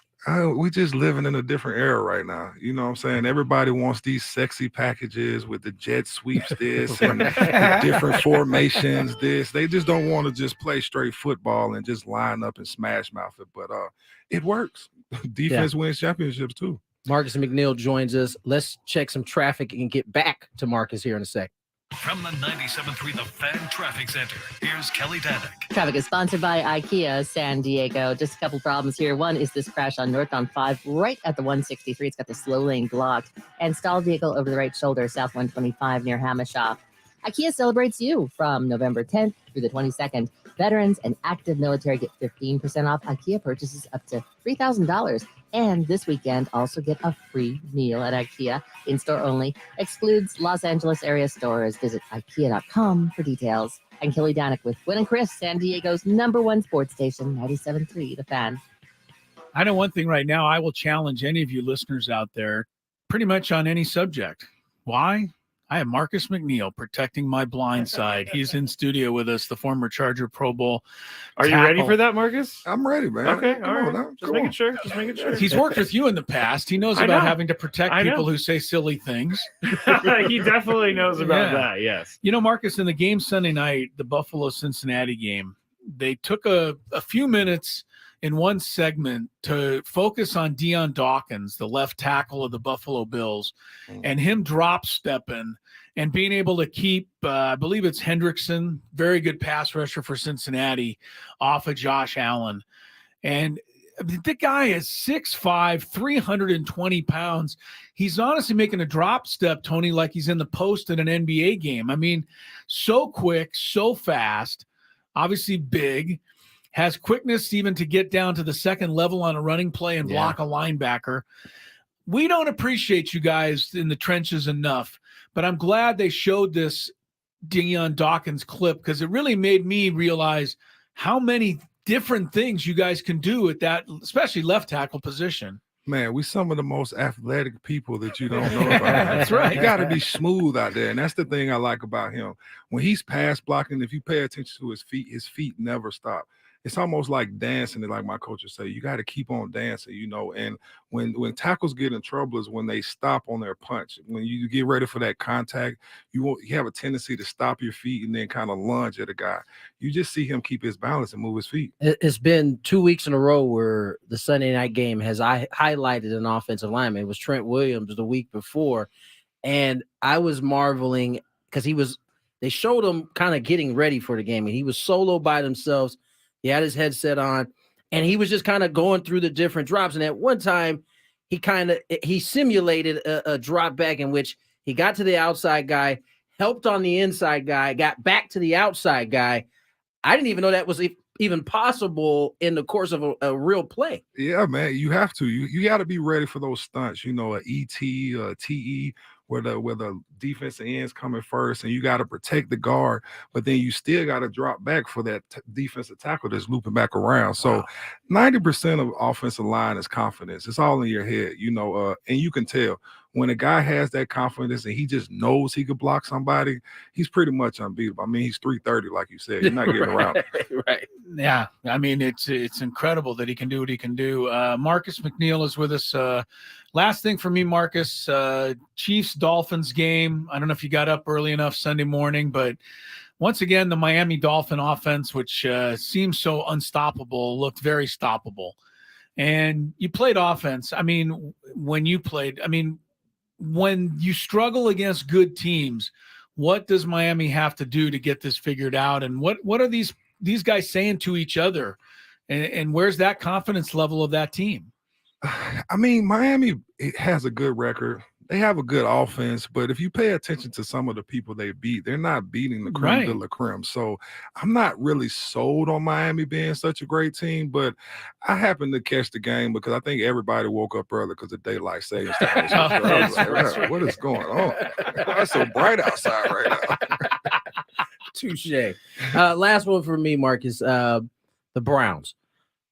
They are, I think, trending in the right direction. I know Deshaun Watson hasn't played good football at the quarterback position, but he played all right this last week. Their defense is phenomenal. They've got probably one of the toughest defenses in the league. Is this team, assuming Deshaun Watson can get somewhere in the realm of what they expected, is this a dangerous team to have to deal with? Yeah, the Browns are tough. They Myles Garrett, anybody who has a defensive end that can 360 windmill dunk and jump over an offensive line in a single bound, like, you got problems. But you're right. It's going to depend on Deshaun Watson showing us the Deshaun Watson that we saw in Houston when he's making great throws. He has some great receivers out there. Yeah. He has two great backs in Ford and Hunt. So if he can just come and be accurate, and actually make plays for them, their defense is tough enough that they can actually make the playoffs and make some noise. Speaking of Houston quarterbacks, their quarterback, CJ Stroud, looking like a tremendous rookie. We all called it, at least on this show, that he was going to be better than Bryce Young. All of the experts said Bryce Young was going to be better. What did you think, and what do you think now about those two young quarterbacks? To be honest, I was a little STC biased, so I took Bryce Young. You took Bryce Young. Okay. I took Bryce Young, but man, this kid is showing out, and I just love to see him ball out like that. I love to see DeMeco Ryans get his shot as a head coach, and now the team actually show up for them. So I'm excited to see this kid. He's going to have a bright future in the NFL. I mean, DeMeco Ryans has a bright future, seems like, as a head coach. He's already got that Houston Texan team further along than I think anybody thought they would be at this point. Marcus, appreciate you coming to the studio, man. We got to do this more often. We because you're so used to having you on the phone, I think it's a better vibe when you're in here. Hey, man, it's all good, man. You guys actually look better, what I'm saying, in person than on the screen. Than what you sound like on the phone. That's a compliment. You know what I'm saying? You have Tony's voice, which is very loved around San Diego. Then you have Chris. He's like, "Hey, Marcus, what's up?" There's another one of the Chris Ello impressions from Matt Skraby. I want to ask Marcus something real quick. Why did the 49ers make Brock Purdy the guy when he's actually not the guy? Oh, I know you're hurting. I know you're hurting, man. I know you're hurting. Hey, Purdy, dirty Purdy, man. I mean, the dirty Purdy, man. He looked so good and clean when he had all those talented weapons around him. Yeah. Now he's just another guy. Average Joe. I've been saying that, like, I want Brock Purdy to be good. I do. It makes my team more fun to watch. If I was you, I'd be hoping for the same thing, considering you've given up all your other quarterbacks that you had behind him. That was Kyle Shanahan giving up on those quarterbacks because I guess he made the right choice on Jimmy G. Jimmy G is not playing too well right now. Hey, how would it be to play for the Raiders throughout all this craziness? Like, oh man, like that's another team. Like, guys, I mean, you guys just beat the Giants. You're lighting up cigars in the locker room. Like, it's the Giants. No, but that's the Raiders for you, though. That's the Raiders for you. Do you know Antonio Pierce, or have you played against him? I played against Antonio Pierce. He's a great guy. So I like to see guys, get a shot to step up to that head coach's role and show out. But, I mean, it's still the Giants, man. Come on. Spoken like a true Charger right there. Just not giving the Raiders no room to have any celebration. No celebration, but there was plenty of celebration for Marcus when he was at Auburn. Beat Alabama every year you played them. I'm looking at this. You guys beat them 6 in a row at one point back in the early 2000s. Yeah. It's been mostly Alabama since then, though, Marcus. I hate to say it, but nobody can talk to you about it because you say not I was there. I had to leave eventually. Without Marcus, they don't have anything. Right. Nothing, man. Nah, I love anybody who could beat Alabama every single time you played them. That's got my. Have you ever heard this, Marcus, before? I wanted to congratulate my favorite college football coach, Nick Saban. Oh my God! That was it was a visible shock. Is that? Yeah, but that was actually sarcasm. Man. It was sarcasm. Thank you, Chris. Thank you. No, he's my least favorite coach. He's definitely my least favorite. All right, Marcus McNeill there. NFL chat. We'll come back. I think Chris vs. the Fans is coming up next. 833-288-0973. Dial in for some trivia when we return.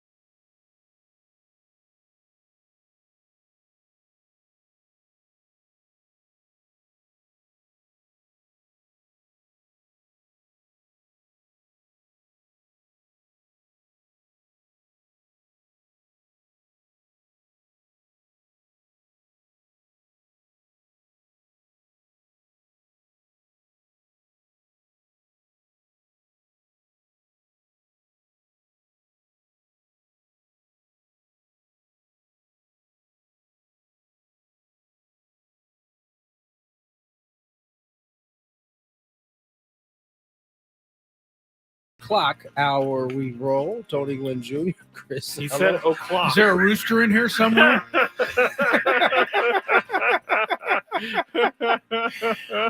I'm just trying to throw us off the trail. Do the best I can. Yeah. Thank you. Yeah. Thank you for that. My Is there pleasure. a rooster in here? That was good, Chris. Yeah, a little tongue-tied there. It happens occasionally. 4:01 on the clock. Tony Gwynn Jr., Chris Ello, Matt Skraby. We do indeed have a Chris versus the fans headed your way, but a little twist today. No Vegas qualifier. Instead, pair of Green Day tickets at Petco Park for September 28th. Not a bad prize, by the way. Not a bad prize at all. By the way, Marcus McNeill, fantastic in studio. Really enjoyed that. That was a lot of fun. He's amazing. I think all these Auburn guys, they must all be great. Barkley, Something about Marcus Auburn, McNeill. Huh? Yeah, I'm going all in on Auburn. I always these wanted to days. go to Auburn for some reason. I don't know why. Yeah. Yeah, until There's I found out there's it some was good, far away from California. There's a lot of good It's not, passion. it's Yeah, not close. geographically desirable No. if you grew up in Southern California.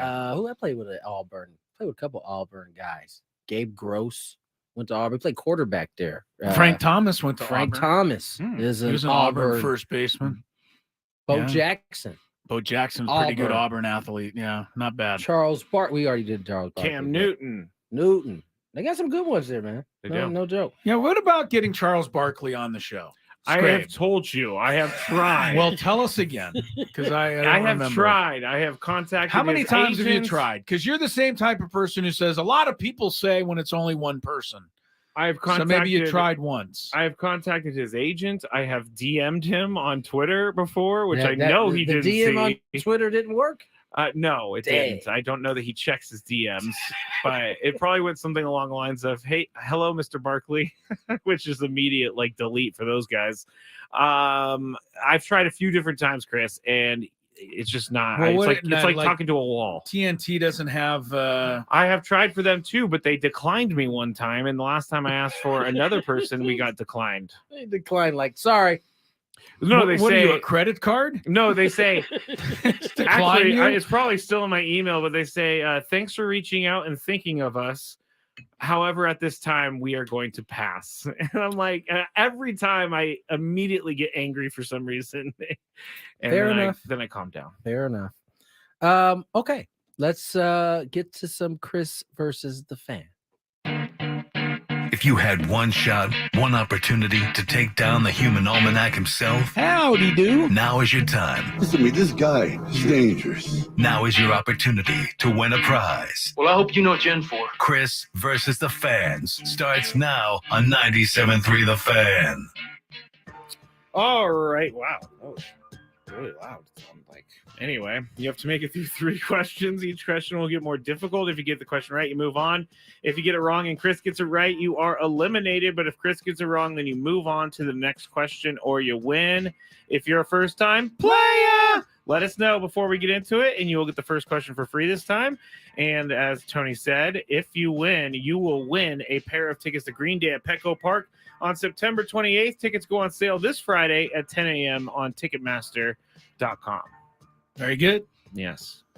Tony did Gwynn versus the fans yesterday, Chris. How did it? I didn't even answer. Oh, that's right. It was a clean sweep Clean by sweep. Cesar. Yeah. Cesar with a sweep. Yeah, Cesar Attaboy, with a sweep. Cesar. Yes. Good job out there. Okay, let's get to our first contestant. Edgar. Welcome to the show, Edgar. How are you? Doing well on yourself? Doing well. Here we go. Awesome. First time player, by the way. We were waiting for it. First time player. Was waiting for it. Here we go. Second question. Excuse me. Oh, somebody dug deep on these ones. In 1973, the Oakland Raiders took Ray Guy with the 23rd pick in the first round. This unprecedented move was the first time a player at what position was selected in the first round? Wow, I have no idea. I was born in 1990 and I hate the Raiders, but I'm going to go with Think least likely to be drafted in the first round. Listen to this first guy. round. A kicker? Kicker. Why didn't I go? Hold on. Hold on. Sorry for the dramatic Kicker. pause. Stay there, Edgar. Close. I know. Yeah, I know Ray Guy. He was amazing. One of the best punters in the history of football. Raiders never rued that decision either. Like Ray Guy was that good of a punter for them that they always nobody ever criticized that. It didn't work out as well for the Florida State kicker, Janikowski. Yeah, not quite the same impact. But Ray Guy, the funny thing about Ray Guy is he probably averaged 10 yards less per punt than the guys are nowadays. Yeah, for sure. But in those days, he dominated the game. All right, let's get to our next contestant. Andre, welcome to the show. Happy Tuesday. Andre. Hello, Andre. We hear you. This is Hello. Andrew. Oh, well, that's probably why he didn't actually answer. Your screener says Andre. It's Andrew. My bad. Andrew, welcome to the show, my man. How are you? Thank you. First-time player. First time player. Second question. What is the nickname or mascot for the University of Tulsa? Sooners. The who? No, that's Oklahoma. You can keep guessing. That wasn't your final answer. I don't know. That's my best guess. Sooners, but that's wrong. All right. Sooners. Chris Incorrect. might not know this. LO for the steal. Golden Hurricanes. He did know it. Golden Hurricane. What? Are we holding him to that? I think so. I think that's what it's called. What are they? You said Golden Hurricanes? Oh, the Hurricane? Yeah. No. Well, that's fine. That's fine. We'll move on. We'll Andre, I stay feel alive. like I'm going to be yelled at later for this. We're going to question number 3. I had no idea that there was no S on the end of that. The stickler comes through for Yeah, you. Well, no, I'm Stickler saved looking to you. make sure, and it says, why is it the Golden Hurricane? Why Yeah, are they called the Golden No, it's a We'll good ta- trick no, question. nope. I did not know. There it is. And there it is. What? Here we go. It's a good question. Question number 3, Andrew.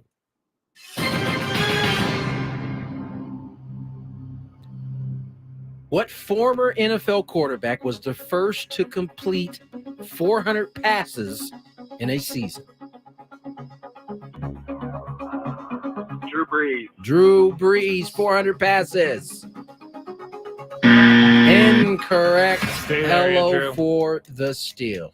I don't know. I don't know how many 400 passes is. Like, I don't know how many they complete these days. So, there was a Johnny Unitas time. There was a Fran Tarkenton time. There was a Dan Marino time.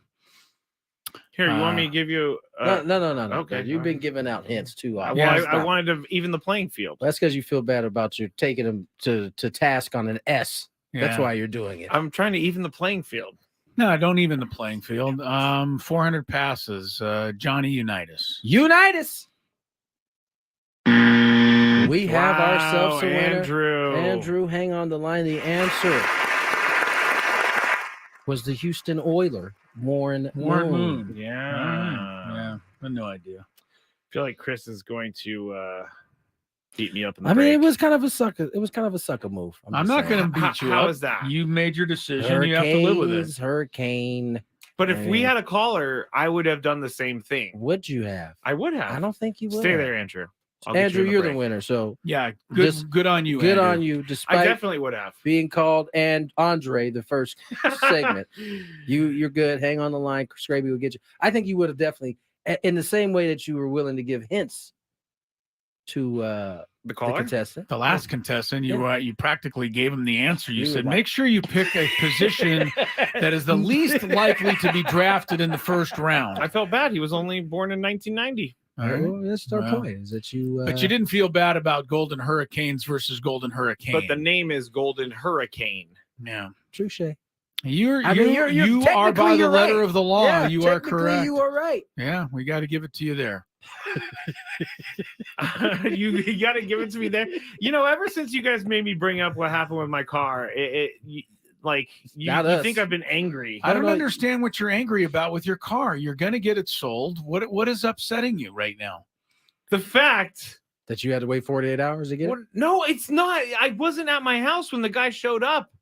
So you're upset And you I'm didn't get also you didn't get a upset- warning call. I didn't get that. I'm also upset because the people on the chat on the stream are saying I'm a Karen now, and What was it, Matt? Matt. there's multiple people that are Scaren, not Skraby. Yes, It's Matt Scaren. Matt Scaren. I don't think this makes me a Karen. Listen, minus the racist part, you do have some of the Karen qualities. Karen qualities. I do not have any Karen qualities. Are you kidding me? I just want fairness for everyone. That you do. Nate on the And chat said, you're willing to police it yourself. of course. That fits into the Karen category. Nate on the chat said, Skraby, try Chuck or Charles Barkley around the Farmers Insurance Open time. That's a good idea. Hey, my man. That's a good idea. Man, that's the one in Arizona. No, that's here. Well, I know Chuck, who last I goes checked in is an Arizona? Arizona resident. Enjoys going to the, what is that? The T. That is the that waste was management. the Waste Waste management. Management Open. But I will try. There's some legendary stories about Chuck Really? at the waste management. Was he? Did it have to do with management, or did it have to Was do it with with waste? It tends to have to do with waste at that tournament for everybody. I think that's exactly right. You know, my friends just asked me because they're planning a trip out there for that, and they asked me if I wanted to go, and you can't go, man. I would highly object that you go to that. Well, I started, at least the last time I checked. The waste management attorney is basically a party for 2 days, 3 days. Yes, A and booze party. so I started don't know that watching. You should. I started participate. watching videos of the event, and they let people in, and by the time they got to the 16th, I believe it's the 16th. There's no shot. They were passed out at 5 a.m. They're barely There walking. was to that point. pictures of a man who was passed out on the way up the stairs. Yeah. So I don't can think I'm imagine. going to go. I I can don't think imagine. I'm going to go. That would be really fun though. If the waste management, for everybody who doesn't know, is the one where they enclose the hole and they have all of the fans. Oh, 16, right? Yeah. It's a par 3. They have all of the fans just cheering you on while you're there, and it's pretty crazy. Gotta say. No, they turn up that weekend for sure in Arizona. Speaking of golf, Tiger Woods was heard from today. Yeah. He was? new team, Yes. new team, right? Said his ankle is perfectly fine. Right ankle that was fused together back in April. But he said it's the rest of his leg still remains a work in progress. Oh, I was going to say. I mean, he nearly had it taken away from him. So yeah, his can entire imagine. leg. There was yeah. serious talk of amputation. Yeah, but He all was saying. surrounding areas is where I had all my problems, and I still do. You fix one, others have become. Can he make should he make an announcement and just retire from the game? I don't think he wants to. He just does. He wants to give it whatever chance there is for him to He's come got back. his PGA Tour card for life, basically. I mean, how many majors is he short of, Jack? 3. So he's not getting there. No, so. he's There's definitely no way not. he's going to make that. I mean, he shouldn't even have 15, but he got 15 when he won the Masters a couple years ago. And that was kind of crazy, wasn't it? It was really. All right, Yeah. let's get to. Oh, it's not me, is it? No, it is me. Let's get to break. When we come back, more Gwynn and Chris. Here's some traffic. From the 97.3 The Fan Traffic Center, here's Kelly Danick. Got a stalled tractor trailer on the Twin Oaks Valley Road on-ramp to westbound 7.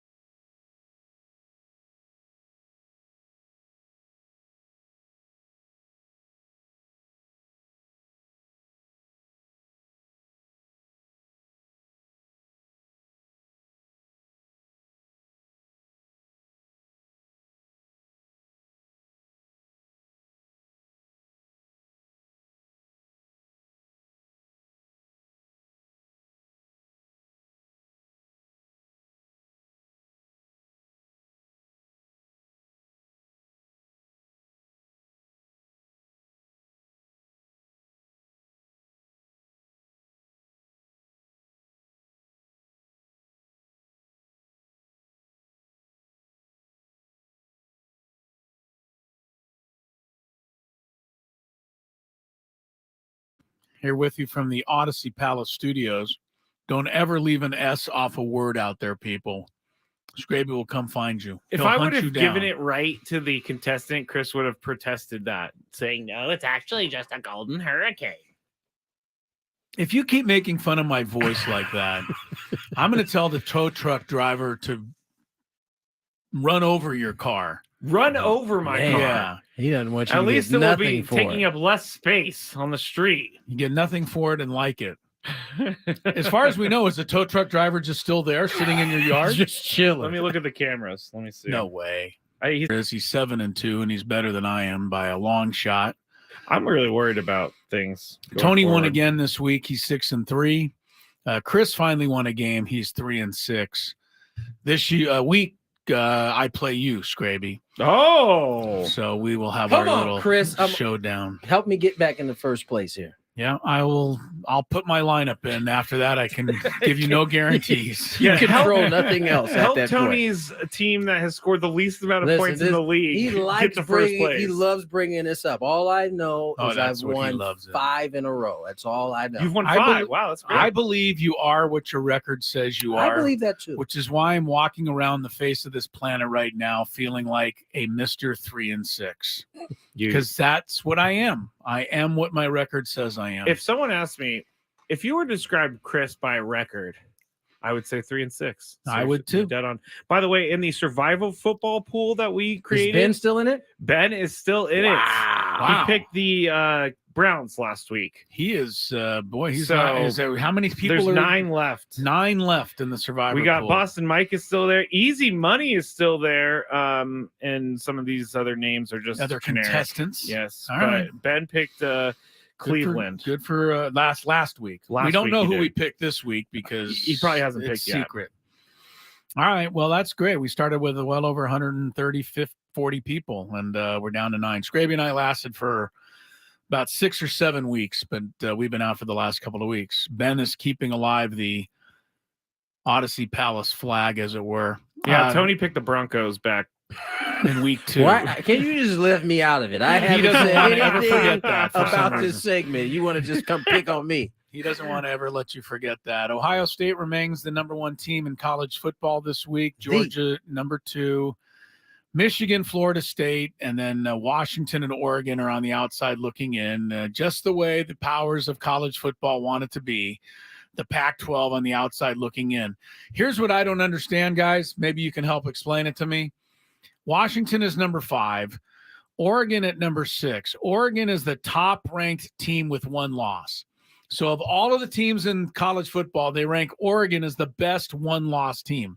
Better than Texas, better than Alabama, better than Ole Miss, Penn State, you name it, they're better than them.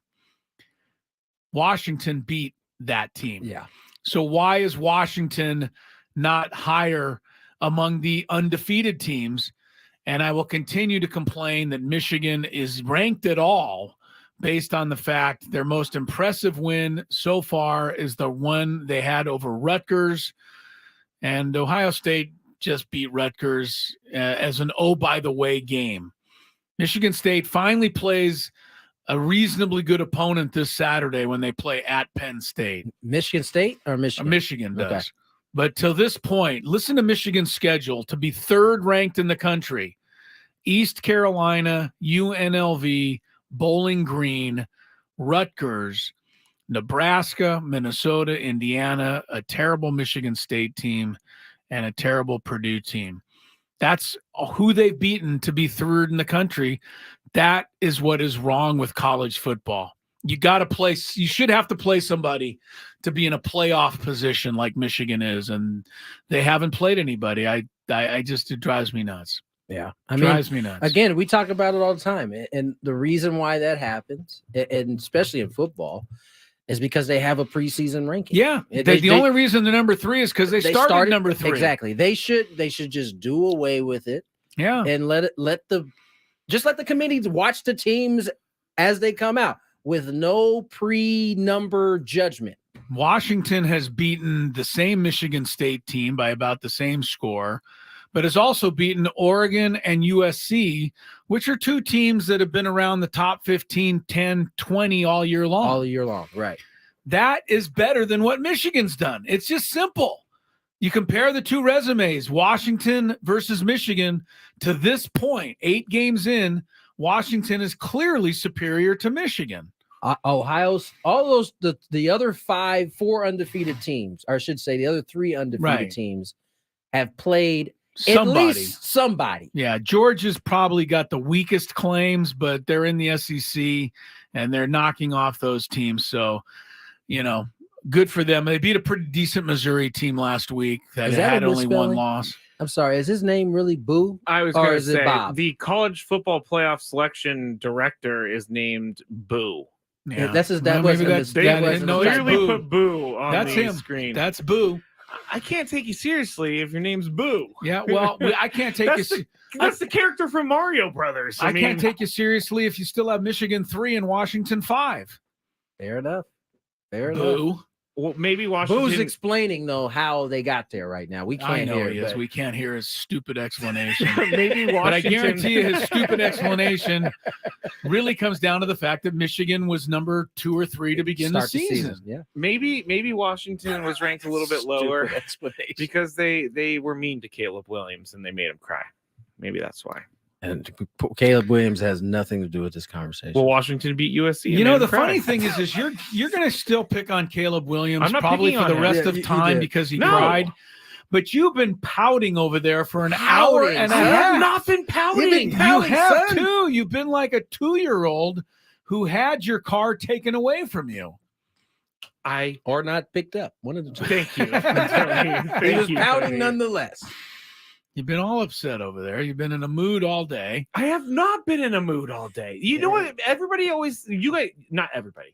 You two say I'm in a mood when I'm like actually in a good mood. They're like, oh, Skraby's in a mood today. See, how many times? How many times has he said today that he's cranky? Let me say a bunch of this, times. What Skraby fails to realize is that we've been doing this now for 5 years. Too long, right? We pretty much got a good idea when you're in a good mood, a poopy mood, or at some point your mood shifts. Today was a mood shift. You were fine, and then about an hour into the show, I don't know if it was right after you got the text message. No, it was. I knew what the call was for. Yeah. Well, wait a minute. Yes, it was. What are you admitting to the fact that there was a mood change? You just argued and said you were fine. Definitely a mood change. Yeah, I became more angry. So that's a mood. That's what I said. Brandon on the stream thinks he's real funny. He wants to ask you, Chris, where are the Golden Hurricane located? The Golden Hurricane located? Yeah, in the rankings. Where are they ranked? Yeah. They're in Tulsa. It's not Tulsa. Diesel wants Tulsa. Diesel wants to have a beer with you, Tony, after he buys you his breakfast burrito that he owes you. Yeah. Yeah. Well, I don't do beer and breakfast burrito. I can do one or the other. So you can deliver the breakfast burrito whenever you want. A beer is definitely on the list of things I enjoy. You can call him 760. Just kidding. But yeah, so if you want to come watch us on YouTube, you can go to YouTube 97.3 The Fan. Make sure you subscribe to the YouTube 97.3 page because you'll get to see all the things that Ben and Woods put up there. You get to see all the things that we're putting up there. And then once our shows go live, it'll tell you that it's live. The good thing about doing the show with you two is that it keeps me from drinking most of the time. If we don't go out, you would be an alcoholic without us? No, I didn't say that. I said we don't go out and have a beer because neither of you guys drink. So I don't want to be this Lone Ranger having a beer while you guys are having a club soda or whatever. In a roundabout way, we're taking care of you. Yeah, exactly. That's why I don't mind it. Sounds boring. It is.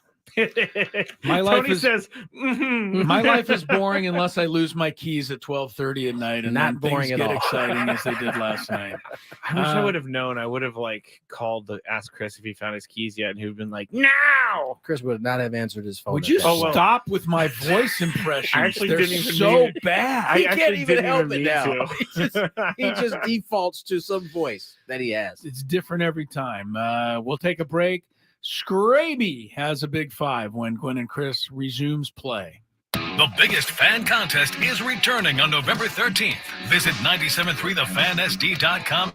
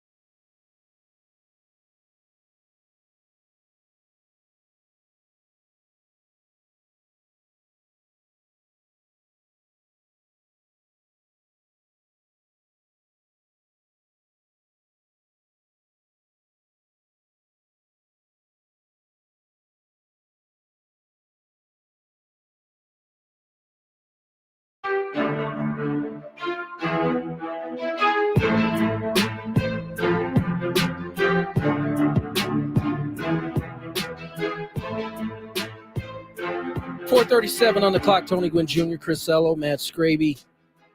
Big Five headed your way. Should be interesting. Skraby's in a mood, as they like to say. No, I'm not. Was that Skraby's Was that voice my right there? voice? I never said I was in a mood. See, that doesn't I just sound said like I'm me. angry. Didn't I sound just like said I'm Chris either. upset, but I'm not in the mood. How did I become a baby?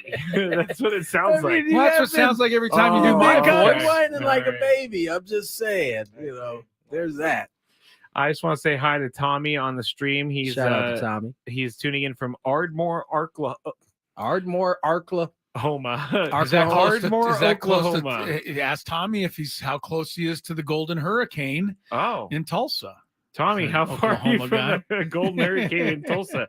I'm gonna actually map that right now because I have a second. So. Now, do that. while you map that, do you want me to send this to traffic before we get to the Big Five? Let's go to traffic. Let's do it. From the 97.3 The Fan Traffic Center, here's Kelly Danick. Traffic is sponsored by IKEA San Diego. Couple problems in the North County. Got this stalled big rig. Twin Oaks Valley Road on-ramp to West 78. It's over the right shoulder, but apparently there is a fuel spill on that ramp, so take it extra carefully. Also, collision on the southbound 5. This is on or near the Oceanside Boulevard on-ramp. It's over to the right shoulder. This vehicle spun out. IKEA celebrates you from November 10th through the 22nd. Veterans and active military get 15% off IKEA purchases up to $3,000. And this weekend, get a free meal at IKEA. In-store only. Excludes Los Angeles area stores. Visit IKEA.com for details. I'm Kelly Danick with Gwynn and Chris, San Diego's #1 sports station, 97.3 The Fan. It's that time of the show when we check on the latest in sports. Only the most important topics and questions are brought to light. Stop what you're doing and listen. These news stories will astound and amaze you. The one, the only.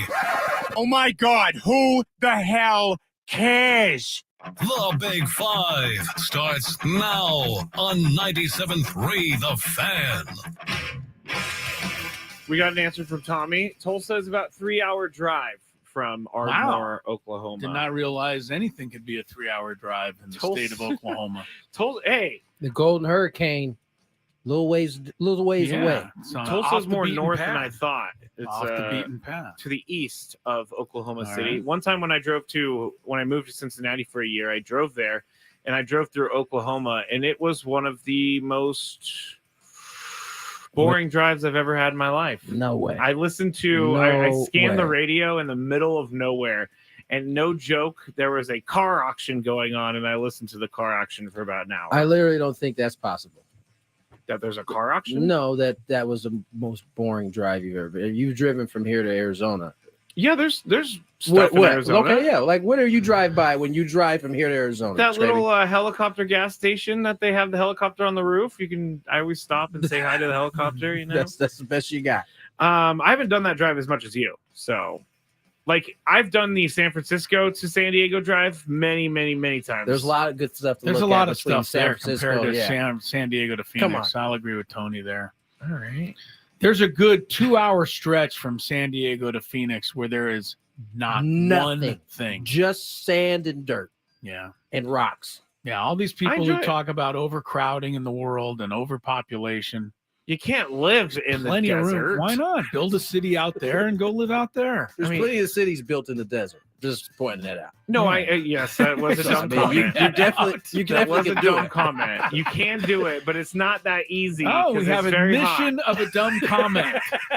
That's gonna have That's to a be first. That's gonna have to be an open right That's there. a first. We're gonna need that. Take Oh, that 441. It's just too bad that I don't 20 have a spot 20 in the open. seconds. That's what I Oh, the- always say. you I can never make have them. a spot. You Mark can make that them. down. Mark that down. Number buddy. 5. Could the Boston Red Sox reacquire Xander Bogaerts just one season after he departed? Oh my lord! We know Bogaerts signed an 11-year, $280 million contract with the Padres last winter, and at that point, it sounded as if he was going to retire out west with the Padres. But now, because we have heard about the Padres' financial issues, that has put some of that into jeopardy. USA Today's Bob Nightingale wrote over the weekend, quote, "If the Padres have to make some tough decisions, GMs say they wouldn't be surprised to see the Padres dangle shortstop Xander Bogaerts and outfielder Fernando Tatis Jr. in creative deals to avoid trading Juan Soto." Ooh, that opens a whole nother can of worms. Wow. if you're gonna get rid of Fernando, that's a crazy thought to even begin with. But Tony, is it inevitable the Padres unload one of their big contracts? There was a time where I would say yes, it is inevitable, but I don't know that that's the case. Maybe it turns out to be inevitable. I don't know that I feel comfortable saying that right now. The interesting part is where the whole Red Sox part comes in this, because It seems very weird. the Red Sox weren't willing to sign him when he was a free agent. And by the way, I think by most accounts, people thought the Padres overpaid for Xander Bogaerts. So now, after a year, they're going to go back and try to reacquire him at a number that is much higher than they thought he should get. That doesn't make a whole lot of sense. Now, the Padres, possibly wanting to move a contract in order to keep Juan Soto, I can't put that out of the realm either. So there's so much to be ironed out between now and February. And in Juan Soto's case, it's likely that part's probably not likely to get ironed out until next August, probably. So I don't know if it's inevitable, but certainly a possibility. Chris, is it inevitable the Padres unload one of their big contracts? I like Bob Nightingale. I've known him longer than any of us. I worked with him as a writer at the LA Times a long, long time ago. Seems to me Bob Nightingale shooting for clicks these days. I can't say that anything he puts out there is impossible. Everything's possible. Word. But to tell you to actually put down on paper or tweet out somewhere that Xander Bogaerts could be headed back to the Red Sox, that seems irresponsible. And to say that the Padres are looking to trade Jake Cronenworth, that seems irresponsible. Yeah, they're probably going to have to clear some money somewhere, somehow. They're not going to do it by moving Fernando Tatis Jr. after everything they put in to keep him and, stand behind him. You're going to give up on him now? That's It just doesn't make any sense. So after winning a Gold Glove? To answer your question, any of it's possible. Right. I just don't think it's really responsible. Thank you, Chris. You're welcome. Clickety click click clicks. Click, click, click, click, click. You're not. This is when I know someone is being facetious, maybe because they're in the Sports Illustrated fan section. That's where I find these Bob Nightingale little articles. Once you make it there, we talked about this at some point during the year. Sports Illustrated has had a massive fall off. Yeah, it's like the Fanatic. It has turned into something that if you'd have told me this 20 years ago, I wouldn't have never believed it. It's like, no way. I would have given anything to write for Sports Illustrated 20 years ago. That was like my holy grail. The Yankees are going back to the basics this offseason. Hal Steinbrenner recently said this in an interview when asked about things that need to change. One thing that was discussed in August is bunting. I mean, I think Aaron Boone thinks that we're not teaching the young players to bunt enough. What we do in player development is, try to evolve with the game. Bunting is less a part of the game than it was 10 years ago. I looked it up. 10 years ago, I think the average team bunted successfully, sacrifice bunts like 30 times in an entire season. Now that number's down to like 12 or 13. We bunted 7 or 8 times last year. We're right in line with the Texas Rangers. Oh my gosh. So yes, a few years ago in player development, we kind of cut back on the bunting skills, but Aaron Boone feels it's becoming a bigger part of the game again. He feels it's important. So we're gonna start right up again, at the player development level.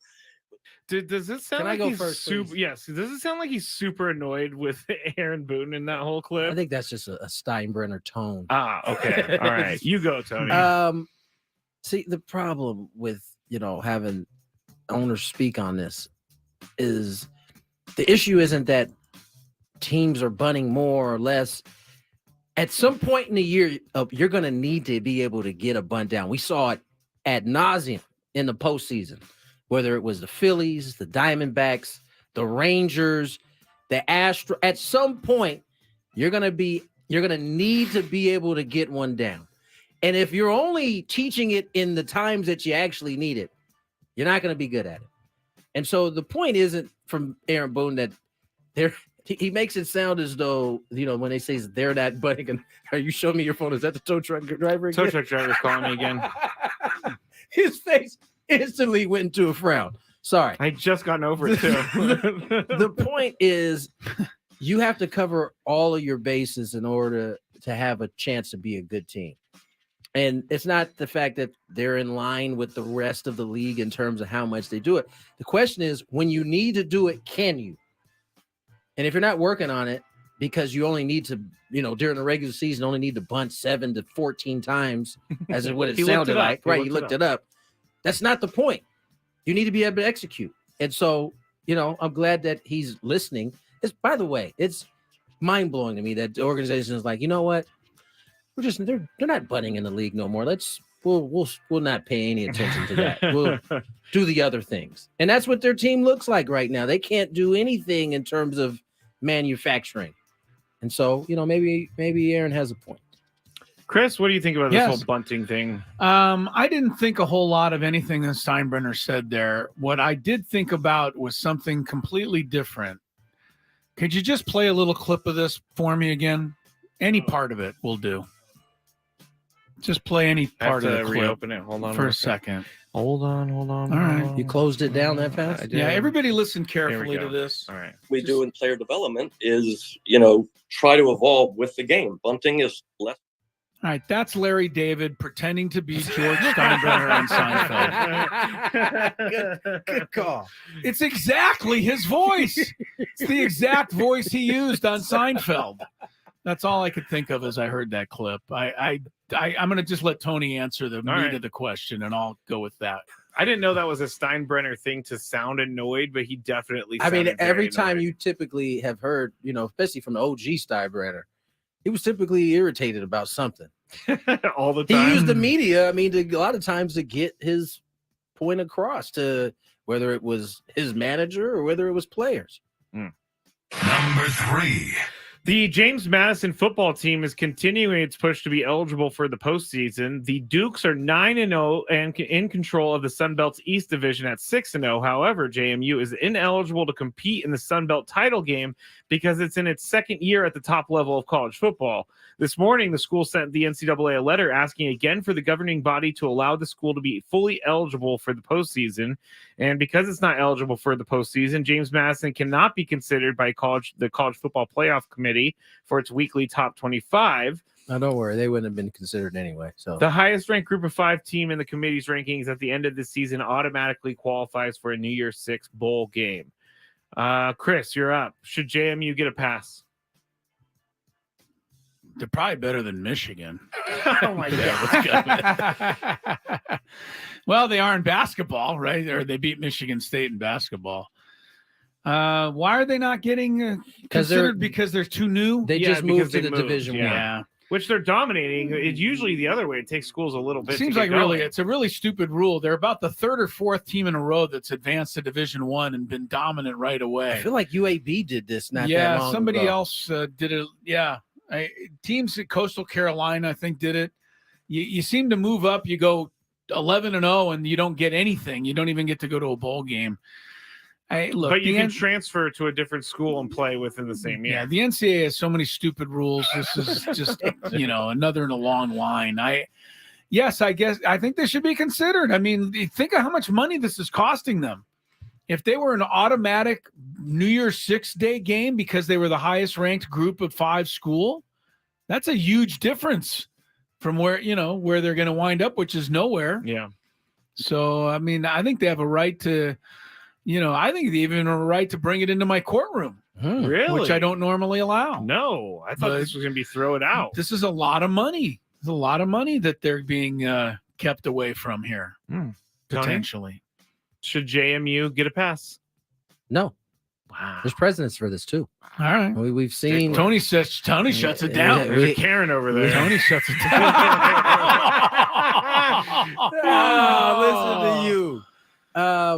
I think it's a stupid rule first, but there already have been some teams that have lost out on all this money that they could have gotten. So that would be your defense. I mean, court. so I'd listen to that. At some point, the NCAA is just going to have to change the rule because of right now. Right. As long as you got the rule, that's what you got. That's what you got. So you know that when you apply to become a Division I member. That's a good point too. Right. It's not like they just put it in after you applied. Right. You knew this. This was going to be the case. And I think my final ruling is I'm going to allow it in the courtroom, but you're going to lose. There you go. You're going to lose. Yeah. Just be prepared to lose. Yeah. Number 2. Someone mentioned on the stream, Dominic did, about Steinbrenner sending George out for his calzones. Yes. George for the calzones. He had to eat that like 27 days in a row, and George finally got tired of it. We've talked about it. We've been annoyed by it at times, but in the game between the Commanders and the Patriots on Sunday, I may have seen the worst roughing the passer penalty yet. I reposted this video on X at Matt Skraby, but fans are upset, and I don't blame them because I've asked before, and I will ask again. Should roughing the passer penalties be subjected to the expedited review the NFL now has in place, Tony? Yes. Oh, I do. This call in particular can be so impactful when it's used, especially late in the game. Automatic first down. Seems like they only call it on 3rd and long in a tie game late in the fourth quarter. It doesn't seem to happen any other time. I know. And so I think that it does need. I think that and the targeting calls when you get ejected, those should be a part of the expedited review process. Yeah. I think so. It's just there's too much of an impact on these games, on these particular calls, and it obviously because it's 3rd and long, you're going to have a better shot at the quarterback. I just think you need to be 100% accurate if you're going to make this call. You're right, because it's changing games. Chris, what do you think? Should they review this? this? I think the same, and I think they got to put pass interference in that there one too. is coming along pretty but quick. I thought they already did that, and it failed. Well, they got to get it extra back challenge, now. right? Yeah, they've got better technology, number one. Number two, put it on a rule like something over 25 yards. I still hate it when a team just chucks the ball 70 yards downfield and hopes for a pass and somebody interference. trips and runs into a receiver. Yeah, I mean, that is annoying. That is a game changer right there, and that's very tough to handle. That is tough to handle. Number 1. All right, this is just a random question I thought about in the break, but I was talking to a friend recently about because I really think that I could take one hit from an Aztecs football player. You could not. I'm carrying First the of all, ball. why are you singling out the Aztec football player? Oh no, it's not. What anything about like Alabama? That. Alabama, sure. Okay, I would probably die either way, but I think I could take the hit. No shot. I'm a solid human Wait being. a minute. If you die, can we honestly say that you took the hit? I took the hit. No. Didn't survive the hit. You got to actually survive. I don't think we can give you credit for surviving the hit if you die. Now, one of us has already done this, but I'm going to ask you guys this, and Chris, you're up first. Would you take a fastball to the back, a hit from a safety over the middle? Would you rather take a charge in basketball or get checked into the boards in hockey? This is easy. I'll take the charge. You take the charge in basketball? Yeah, I can That kind of seems scary. I can lean back and out of the way a little of that. A fastball in the middle Like of the back, LeBron coming full speed at you? I can take that. Mm-mm. No? What are you Give me- taking? Give me the fastball. in You want the back. fast? Well, Yeah. you've had it. That's Yeah, yeah. why. I know that. I know what that feels like. Yeah.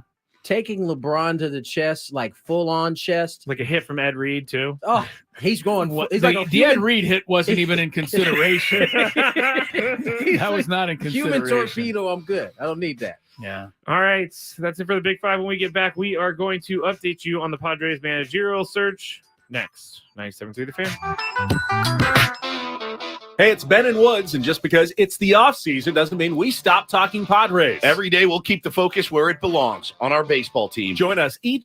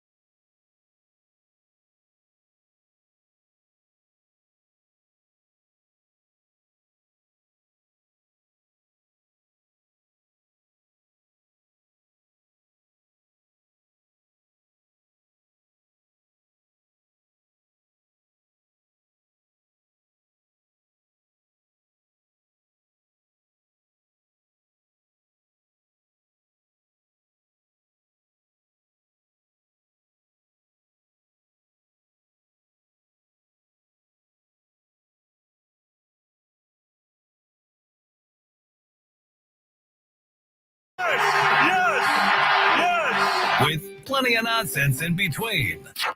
Oh, look! Here comes our fearless producer! Gwynn and Chris starts right now on 97.3 The Fan. Welcome into the happy hour, everybody. It is Gwynn and Chris and Matt Skraby. Only two of us are actually happy today. 5:01 is the time. Final hour as we join you both on 97.3 The Fan and also on the streaming YouTube channel. Just search 97.3 The Fan. You can watch the festivities unfold, and you can see the disappointed look on Mr. Skraby's face. It has been pretty much that way for two and a half hours now. And during the break, he was on the phone with these people that are supposed You're to not try bringing this up. Well, I am bringing it up because I want you to get your car sold. I just do. I want it out of your hair. Agreed upon. Apparently, there are a few sticking points. One being that you and the tow truck to pick up your car show up at your house at the same time. That has not been able to be had done It's been yet. a little tricky. I've It's given been them a little tricky. 2 windows.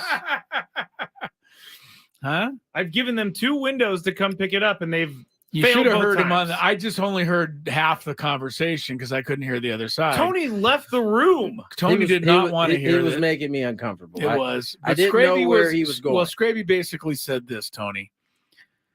I will not do it tonight, and it must be in the morning the rest of this week. And then I guess the guy just hung up. I didn't hear any agreement of any kind at the very end of the conversation. Yeah, it was very confusing because he goes, okay. And then he hung up. Just left it at I'm like, that. what? Like, do I need to be there tomorrow morning? You're just going to randomly show up to my house again? You should have on Monday or Sunday night, whichever one it was, given the people your car. And No, that was said Friday. that you would Friday night. You should have given them your car I'm and not said gonna- that you would no. come pick up the check. No, I'm not This donating. would going with all that? be done with by now. Chris, you don't understand. I understand. You cannot give someone a car without payment. You cannot sell a car without getting paid. You don't have to give him your pink slip. You could have just gave him the car. That's Got what the they pink were. slip. That's when the whole money thing came about on Friday because they're like, "Hey, do you have the title?" And I was like, "Yeah." Do you have the check? Yeah, that's a no. You don't get the title without the check. And then he goes like, "Yes, it's right here," and it's Pay stub. I should have taken the car though. check stub. Because apparently there's now that was last Friday. This is this Tuesday, and you still haven't been able to work it out to get them there to get your car yet. It's only Tuesday. Feels like Thursday or something. Speaking of bogey golf, oh god, I was on the course today. How'd it go? 7 pars with a bogey 8 attached, bogeys, and 3 double bogeys. Now, I these think are- that's an these are outstanding round. Regular bogeys are these? No, that's my birdie real bogeys? score. Okay. I had 7 pars, I had 8 bogeys, and I had 3 double bogeys. so I just want to make sure. I find when you that to be an outstanding day. I when think you that's say- fantastic. I don't care what you're going to twist it as. It was a good day for me. No, what I'm just saying is, if you are you saying there's 7 pars that were actual pars, or were they a bogey that you call a par? No, they were pars. Okay, good Par as in par. job. Nice job. Where'd you play? In Lomas, Santa Fe. That This is guy comes one up of to our my regular neighborhood all the courses. time and never Yeah. invites me. Well, he did invite you. You turned him I down. went, and then I lost my spot. You And didn't you keep still going. haven't you got it stopped back. going. It's the And same we told foursome you- we have every week, Yeah, man. he They're told not you giving were- it up. You were in danger. That's let me tell you something, Scram. I'll give you a good piece of advice. When you're dealing with older gentlemen, Okay. these spots that pop up, They mean something. they definitely mean something. Yeah, to And if you give it up- youngins like you, it's kind of I'll show up one week and not the next. Exactly. To us, this is like a big deal. Right. Every Tuesday morning now we golf, and we're not going to miss it for anything. I don't think you're getting that spot back, buddy. Don't want it look like back at this point. Yeah, Oh, right. yeah, You know you do. yeah. Don't He want it doesn't back at this point. Well, we I don't thought I want was you. a great addition to the group, but apparently not. you elected not to be in the group. No, I had something to do. You know, there's something called work during the week. He works too. Does he? Yes. He works on the same show you do. Does he? Fair point, I think, has been made by Mr. Skraby here on this one. Can I talk about Benji Gill real quick? Yeah, what do you got on Benji Gill? The Mexican president apparently said that he wants Benji Gill hired by the Padres. Oh, Understood. Putting his finger on the Understood. scale there, Yeah. huh? All right. Benji Gill is a very popular suggestion in the stream. South of the border, he's tremendously popular. I mean, look, he went to high He's school. won some championships. He went to high school at Castle Park, in the South Bay. So he's got the San Diego ties, but he also managed Team Mexico in the World Classic and did well. Yes, got them a lot further than anybody thought they would get. Yes, so he's he's beyond popular south of the border. And please understand that we have a lot of people who listen to this and other programs that are south of the border. Not only that, they want Benji Gill. They really, truly do. They think it's going to make a big connection between the Padres and the Mexican community. Not only that, though, there are a bunch of Spanish-speaking players in that locker room. And I'm not to say that has to be a prerequisite. No, what needs to be a thing is that he's a good manager, Right. and by all accounts, he is a really good manager. He's a winner. So, it might be the choice to make. But I don't think he's not going to be the choice for any other reason that AJ Preller would feel comfortable with another selection. But we got to wait and see what this guy's going to do. AJ, he's going to drive us nuts. He's already driven Skraby bananas. Skraby's like put a moratorium there's a deadline November on it. Yeah, I guess after November 13th, we won't be able to talk about it anymore because it'll be too late. It's too much. It'll just be far too late if it goes past next Monday. in All I Skraby's said mind. was that the good coaches go first, and then you're left with. That's not all. Do we need to rewind it back? What you said? You said a whole lot more than the good coaches come off the board. And I said I'm worried a little bit. I said I'm panicked a little Worried bit. a little bit. I told you guys this. Like, I was already worried about this offseason to begin with, trying to keep Blake Snell, trying to keep other guys on the team, trying to figure out how to get payroll down to $200 million. But right now, that is not necessarily the biggest thing that the Padres are doing. The biggest thing the Padres are doing right now is trying to find a new manager.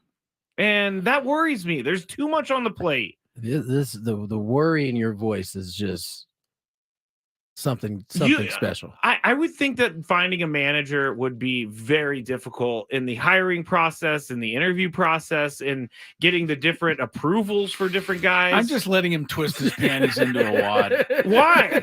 I'm not the only one worried out here. I find it funny. It's not funny. I find you funny. It is funny. You guys laughed at me too when I said Bob Melvin was going to be the Giants manager, and look what happened. We've already explained that. We gave you that one blind squirrel acorn situation. I was trying to figure out what the word was. It was acorn. You guys laughed at me when I said I was playing fantasy baseball, and I won the championship. So this has been your year in terms of those type of things. Has it? I'm just saying. You usually don't even get off the ground. You actually are flying right now. I'm actually becoming more and more annoyed with the Padres situation by the day, just because we didn't need this to happen. Stop it. This didn't need to happen. There was two guys that needed to get along, and neither guy got along. And you got to put personal stuff aside. Listen, I have a question for you wow, guys. that is rich coming from you. I have a question Put for you personal guys. stuff Fine, aside. It is. The NBA is not playing tonight. As a result, we are stuck on ESPN watching pickleball. My gosh. And I got to tell you. Is that Dirk? It is. is. Those It's are Dirk. It's celebrity Jason- celebrity Jason pickleball? Kidd and Scotty Scheffler versus Nowitzki and Isner? How do you know the names? Up top Their left. top left Oh, corner. I didn't see that. He's got to be the two tallest pickleball players in the history of pickleball. How could you lob on Nowitzki? I've chance. heard of pickleball, but I Hey. don't know how to play it. That's my guy. Scotty Scheffler? Yeah, that's he took off after he played a round of golf with your boy. Tony We've plays a got to- pro-am with him. The NBA does not have my okay to take a Tuesday night off ever again For pickleball. because we're watching pickleball instead, and that's just not working. At least for they me. got recognizable people Oh, playing and pickleball. let's not forget what we get every off season on the MLB Network channel. every baseball movie ever made, and there's only like 8 of them. It's the daily showing of Field of Dreams. It's either that or it's the one Bull Durham Bull Durham. That'll probably be next week. Yeah, or there's one more. Oh, the natural. Yep. The Sandlot. That one's always on there. The Sandlot. I would gets in enjoy there. the Sandlot. What's Well, the one it's with the on there a train lot. that goes through the outfield? Brewster's Millions. Yeah, that one is played every once in a while. Richard as well. Pryor. Yeah, funny stuff. A couple of sports headlines for you. As you can tell, it's not the world's most exciting day in sports. Ohio State, Georgia, Michigan, Florida State, as expected, stay 1, 2, 3, 4 in the college football latest rankings. Washington and Oregon sit just on the outside looking in.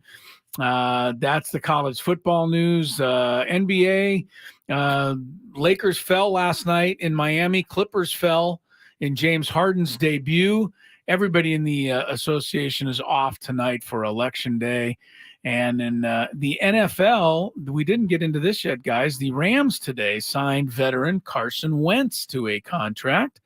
They need him to back up an injured Matthew Stafford. Last week, the Rams went with Brett Ripien, who showed pretty much that he's not really good enough to be an NFL quarterback, and they lost to the Green Bay Packers as a result. Wentz has been waiting for a job ever since the Colts cut him loose at the end of last season. So good for him. Talk about a guy who had took off like he was about one game away from being the MVP of the yeah. National Football League, and then he got hurt against the Rams. Ironically, didn't slide. He tried to power through, and what was his knee?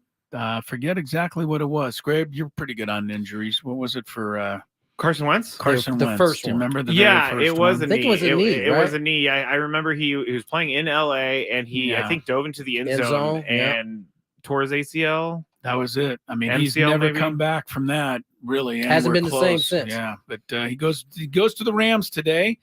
Congrats to the Aztecs basketball team. They opened with an impressive win last night, 83-57 over Cal State Fullerton. Looked good, too. Jason LaDee also looked dominant, 27 points, a career high. And I never got the official count on it, Tony, but he was up to like 10 or 11 fouls drawn in the game. That's not a big stat anymore, but it's in the box score now. Was that Coach Velasquez telling us about that stat? He was telling us about that stat, and he was saying LaDee, nobody can guard him without fouling him. And that's a big deal. And he was big in that category last night. He shot 15 free throws in that game. San Diego State will play next on Friday night at BYU. I know one thing, I will be geeked up for that one. Aztecs still owe them, I think, from a couple years ago when they do. Our favorite ref worked the game, Eric Curry. There's Mr. Curry. I haven't thought about him in a long time. I know, and the Aztecs lost the Eric Curry refed game a couple years ago at BYU. So, wasn't hopefully that they get him because he had some bad calls? He had 3 games in a row with bad calls. The BYU game, the Colorado State game, and Boise State game, all in 1 year, all same ref, all on the call, missed them all. I actually did try to get Eric Curry on the show. No, you didn't. I couldn't get him on. Tried to get him on. And when I say I tried, I sent one email to like a contact. Tried to get Eric Curry on the show. We're going for college officials now. Well, just because I wanted to see how tough you could be with Eric Curry. I was about to say I remember those 3 days. Chris Ello was pretty tough. I was livid. Mr. Curry. I was livid. But I feel I'm allowed to be because people are very tough on me whenever I walk into a gym. Touche. So I've taken my beatings over the years. Actually, we have to mention one more thing before we head to break. What's did you that? guys see Joe Musgrove at the Aztecs game last night? Of course I did. Saw him, I Man. Believe chant, leading the I Believe chant. Yeah, Yeah, how about that? He is like electric. Everywhere he goes, people just want to like go I crazy. mean, listen, Wait, I have a note to San Diego State. You've led the I Believe chant. I have. I would like to lead the I Believe chant. I think there's. Do you think I qualify? I think you do am I qualify. celebrity enough? Is your name think you Joe do. Musgrove? No, but Okay, I well, mean, it doesn't have to be mean, as big time as Joe Musgrove every time. He went to San Diego State. I went to San Diego He's a State. part of the I'm a community local right now. Guy. Local guy, as he He's a said. local guy. I'm a local guy. I'd like the word to get out that I'd like to lead the I Believe chant. I Can don't know we? if it'll happen, but I wanna How do we try. make that happen? I don't know how it. I don't know. happens. I don't know. Tony, who you selects call that. your people, and then I'll your call- people will call those people. I'm on it. I'm And on the figure- case. And while you're on it, can I throw out the first pitch of the Padres game this year? That I think you know the people that can make that happen. Do I? Yeah. I'm gonna get on this then because I want to Skraby, first of all, when are you having Skraby, I'm worried about your shoulder, Yeah, I was gonna say, man. when are you having shoulder surgery? First of all, or is it your right arm, right shoulder, or left shoulder? Yeah, I can throw a ball. Is it your right shoulder or It's left my shoulder? right shoulder. Listen, man, don't set yourself up for failure. If you get out there, the expectation is that you can get the ball from point A to point B without bouncing or throwing it over a head. I totally can. I don't think you can. For one throw, I could definitely When is do the it. last time you thrown a baseball? Honestly. A baseball? Because it's a lot different than a softball. Yeah, no, it's totally different than a softball. I would say maybe like 6 months ago I played catch. With who? With a kid. Are you making this up? No, I'm not making You this played up. catch with a kid. There's a random kid you played catch with. No, it was a friend's kid. So Okay. I didn't want to admit it because then you guys would have been like, well, that kid's not throwing it very hard. So no, that's not what I was gonna say. Could you actually hit the kid? Like, yes.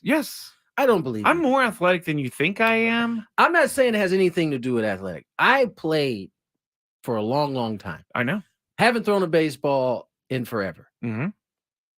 I don't know that I could just come out and just hit a kid that I'm assuming shorter than you. Oh, I would definitely practice. This is not something that I would go out there and just do. I'm just worried about your shoulder, man. You I'll get surgery eventually, and then I'll work around that. I'll work around that.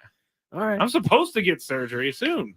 Well, I think the first pitch thing might not be too far out of the road. Chris, you threw out a first pitch, didn't you? You did. I did. Yeah. Strike? Got it over. Yeah, I was happy with that. How nervous were you? Pretty nervous, no doubt. Yeah, I don't nervous, but just worried about being embarrassed. I don't know if that's the same everybody. thing. Yeah, that's everybody. I don't know if who that's goes the out same there. thing. but- Knowing me though, like I would throw the ball and it would hit someone in the head, and then just we'd have our 50 Cent moment for Oh Matt my Skraby. gosh. That would just be lovely. we got to find a way to let him throw out the first pitch. I just don't want you to break your arm. That's I'm what not going to break. My I'm arm. afraid that's what's going to happen. You don't even have to go up to the mound. You go right in front of the mound and you throw out the first pitch. First of all, if you went to the front of the mound, you would have to turn off that chat. I didn't think you were allowed to pitch from the rubber. What? Chris, didn't they tell you you're not allowed to? That's exactly what they said, and then I walked right up onto the rubber and threw the ball. Well, I mean, everybody tries to go from I the think rubber. they tell everybody you're not allowed to throw from up there, but I mean, you got to throw from the rubber. I'm a rule follower, though. Well, that would be your excuse. I was a rule follower. I couldn't actually throw from the mound. I had to come below the mound. Sorry, everybody. I had to move up You're because I'm a hilarious. rule follower. I believe. See, I'm just practicing. Dominic in on the case it stream happens. wants you to do the I believe chant. So if anyone out there can make this happen, help us. Help make it happen. All right, we'll take a break. Come back after traffic. More Gwynn and Chris. From the 97.3 The Fan Traffic Center, here's Kelly Damick.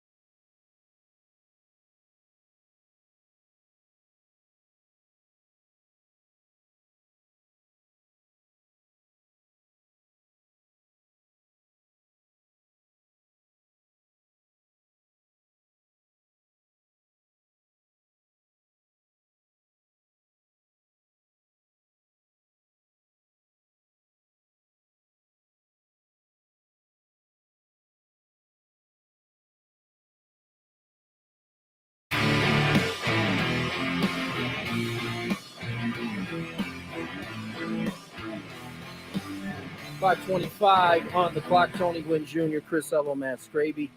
Winding down our Tuesday show. Finally hearing from new Cubs manager Craig Counsell on an article that was published today in the Milwaukee Journal Sentinel. He says, I think as I was going through the process, it became clear that I needed and wanted a new professional challenge. At the same time, look, I'm grateful to be a part of Milwaukee's community, and that's going to continue, hopefully, because it has nothing to do with baseball, that part of it. I'm looking forward to being part of a new community and hopefully impact our community well, too. But as I went through it, it just became clear I needed a new challenge. I was teammates with Craig Counsell for quite some time, and he is certainly quietly driven by those type of challenges. Craig was never like the best player on any team he was on, but he was always impactful. He had the best batting stance, according to some people. He certainly had one of the more unique batting stances. It looked in all like of baseball. he was almost uncomfortable. He would hold the bat so high. I can't possibly believe anybody could be comfortable right in that stance, but Craig made it look good. But this isn't all that much of a surprise to me. He's not the type of dude, at least in my encounters with him, that is willing to settle. And so this challenge that's put in front of him, I mean, listen, anytime you are a manager of a big market like that brings more scrutiny, that brings a lot of good things, but there's some tougher things that come along with it. He certainly is open and seemed to be very honest about the challenges that he was looking forward to.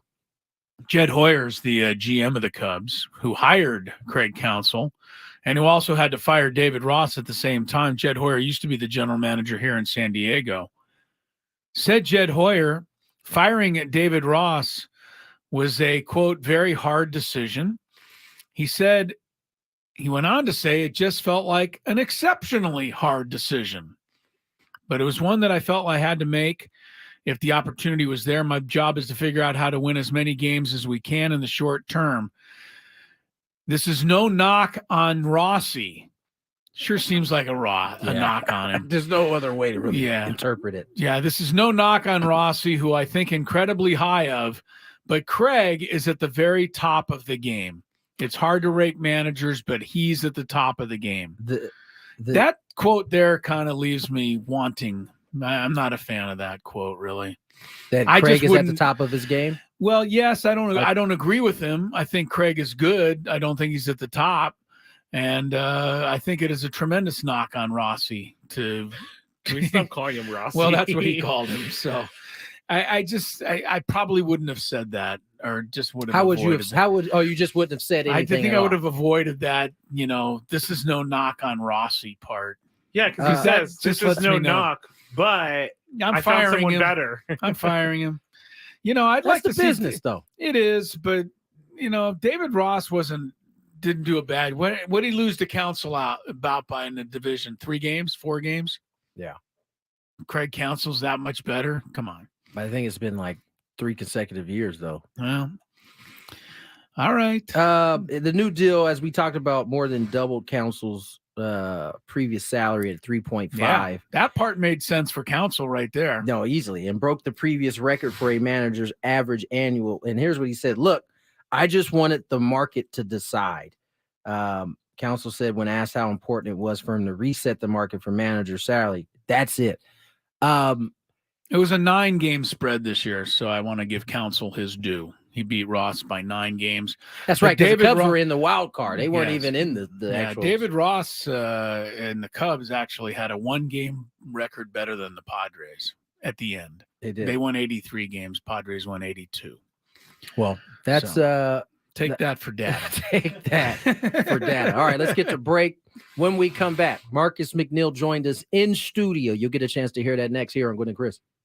Gwynn and Chris on the Fan. You guys too. I wanted just to say to you guys, you have added so much to this year as well.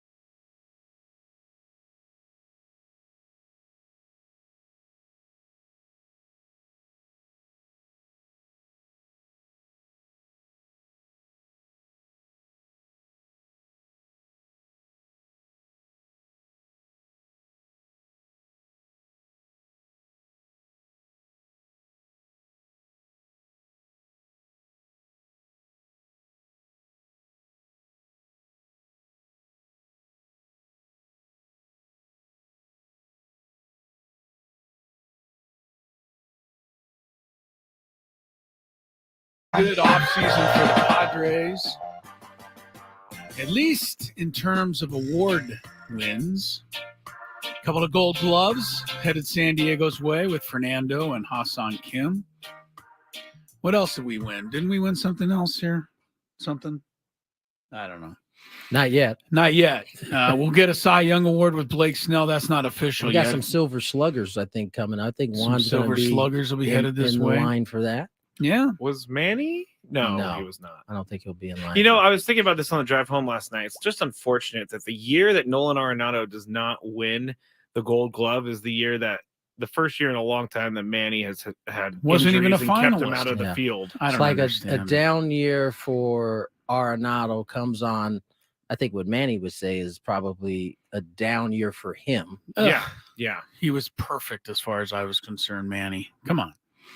Love Manny. The MVP finalists were announced today in Major League Baseball. If you didn't hear, the American League Most Valuable Player has pretty much already been decided, but Shohei Ohtani is up against two Texas Rangers in the final, Corey Seager and Marcus Semien. We talked a little bit about this yesterday. I'm not sure if Chris was with us when we talked about. No, he wasn't. Do you think when Shohei got hurt in August?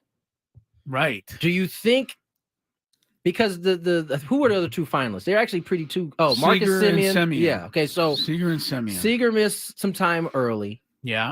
He played 119 games. Shohei played 135 games. So Shohei actually played more than Seager. Yeah. So he actually didn't really miss that much. Semien might have they're going to give it to Ohtani. I mean, neither of these guys. You know pitched, what's funny is so. I initially started out the argument yesterday trying to make the case that maybe Seager or Semien could make this a closer thing, but by the end of the conversation, Not happening. I settled that Shohei's going to win it. Mookie Betts and Freddie Freeman are two Dodgers going up against one Brave, and Ronald Acuna Jr. is the guy. Two Rangers going up against one Angel and two Braves Dodgers going against one Brave. Yeah. Ronald Acuna. But when does Blake Snell get to be Cy Young Award winner? Do we know? 3.5 weeks from now. What? Seems like no. Whenever they got their whole award show now. So oh, there it is, right there, November 15th. There it is. We'll know November 15th at 3 p.m. So we'll be on the show. But we got 8 days to wait, guys. Whoa! Whoa! That's a new song in the logo. Skraby, you can make a promo out of that as long as you make the promo of the other one about the fact that you said something dumb. I don't remember. Oh, is it 4:49? We'll refresh your memory. You don't know what time it was. I do too. Tony pointed it out. 4:49, buddy. We expect to hear it. Time now to check traffic and then go to today's interview against of the day. Marcus McNeill, the great former Charger Pro Bowler, joined us in studio with a lively NFL chat that you need to hear. From the 97.3 The Fan Traffic Center, here's Kelly Danick. Tricky stuff, this driving home in the dark. Look at all these accidents. Got a crash blocking lanes eastbound 905 right before the 805. Also, stalled vehicle on the Genesee Avenue off-ramp, south 163. Then a crash up ahead on the Friars Road off-ramp. Northbound 15 before Friars Road, accident blocking that right lane. Also north on the 15, just past the 56, there's a collision over to the right shoulder of the HOV lane. Eastbound side of the 78 cleared a crash near El Camino Real. We still have this other accident up ahead past San Marcos Boulevard. It's over the right shoulder, but watch out for some debris in lanes. And looks like that accident has cleared on South 5 at Cassidy Street. So seeing some improvements out there. I'm Kelly Danick with Gwynn and Chris, San Diego's #1 sports station, 97.3 The Fan. I want to ask you about how Josh Dobbs of the Vikings did what Josh Dobbs did on Sunday.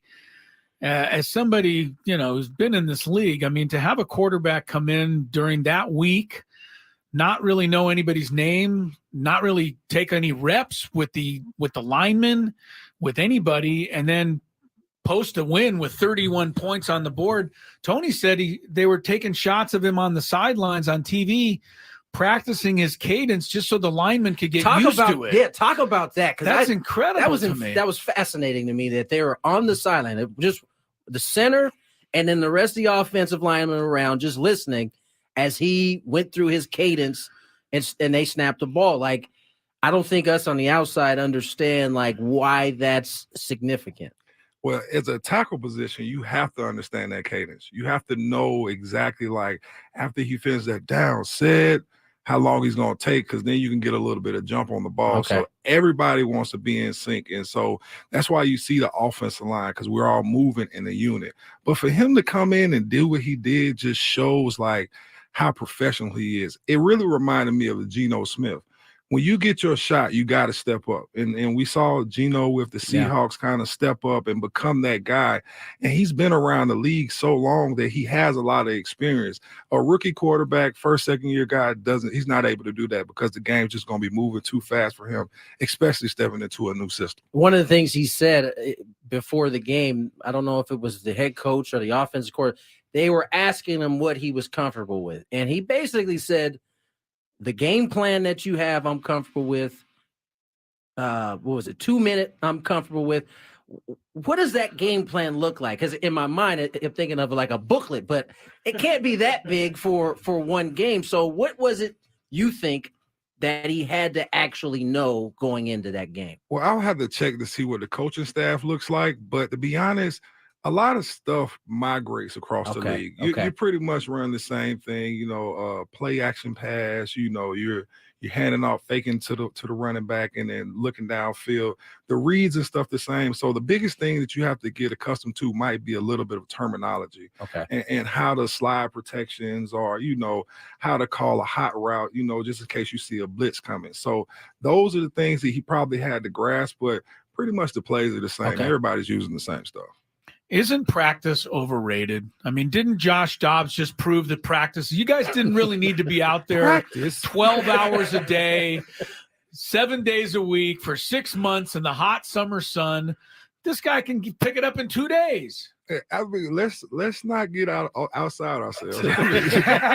Everybody can't do that, but sometimes when you've been around the game that long, it's like riding a bike. You're not going to forget what you're doing. You're not going to forget how to throw that out route. You're not going to forget how to throw it in or a back corner shoulder ball and stuff like that. You just have to be able to make the throws. And Minnesota looked like a pretty good team, so I think it's going to be a good fit for them.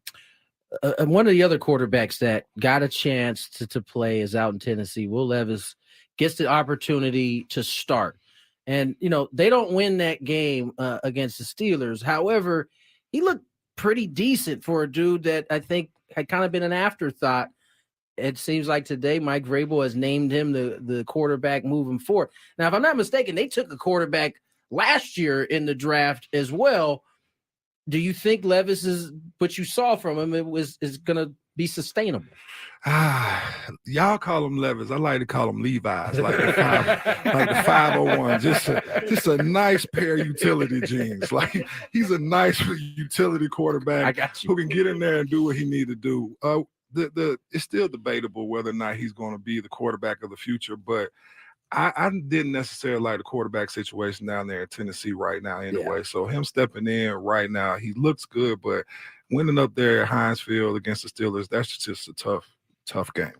I got to believe that somebody such as yourself, Marcus McNeill, is with us in studio today talking NFL. You got to really appreciate and enjoy the work of a team like the Baltimore Ravens because they're still a throwback, right? They still run first, pass second.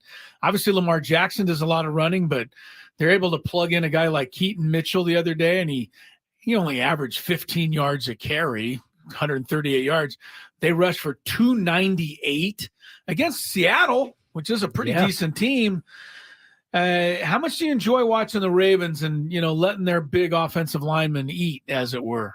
Man, I love watching the Ravens. I don't think that team, especially Lamar Jackson at quarterback, whenever we're talking about top 2 or 3 quarterbacks, we very rarely talk about him. We hear Patrick Mahomes, Josh Allen, you hear Tua, you hear so many other people, but Lamar Jackson has proved himself year in and year out. And I think actually Jadeveon Clowney being added to that defense, people don't realize how much of a force he is on that defensive line. And them adding him kind of brings back that outside rush that we used to see with Suggs back in the day, where you could play the run and the pass. Do they have a different system with their blocking schemes? Are they different than other teams in the league, or are they just more committed to running than other teams in the league? They're definitely committed to run first, especially with a quarterback like Lamar, who's actually a running back, or a top 5 running back if you put him in that position. They just like to come off the ball, and when you can come off the ball and control the line of scrimmage, that opens up the pass game, because now you have to actually put extra people in the box, bring people down, and it makes those throwing lanes and those throws a little bit easier for them. If running the ball is something the offensive line enjoys and usually opens up the pass, why don't more teams do that? We just living in a different era right now. You know what I'm saying? Everybody wants these sexy packages with the jet sweeps this and the different formations this. They just don't want to just play straight football and just line up and smash mouth it. But it works. Defense wins championships too. Marcus McNeill joins us. Let's check some traffic and get back to Marcus here in a sec. From the 97.3 The Fan Traffic Center, here's Kelly Danick. Traffic is sponsored by IKEA San Diego. Just a couple problems here. One is this crash on Northbound 5 right at the 163. It's got the slow lane blocked. And stalled vehicle over the right shoulder, south 125 near Hammershoff. IKEA celebrates you from November 10th through the 22nd. Veterans and active military get 15% off IKEA purchases up to $3,000. And this weekend, also get a free meal at IKEA. In-store only. Excludes Los Angeles area stores. Visit IKEA.com for details. I'm Kelly Danick with Gwynn and Chris, San Diego's #1 sports station, 97.3 The Fan. I know one thing right now. I will challenge any of you listeners out there pretty much on any subject. Why? I have Marcus McNeill protecting my blind side. He's in studio with us, the former Charger Pro Bowl.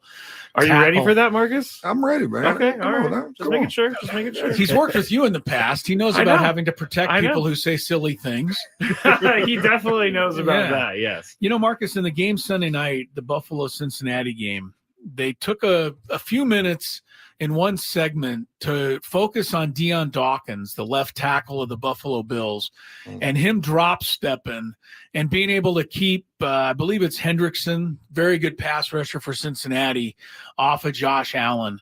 And the guy is 6'5", 320 pounds.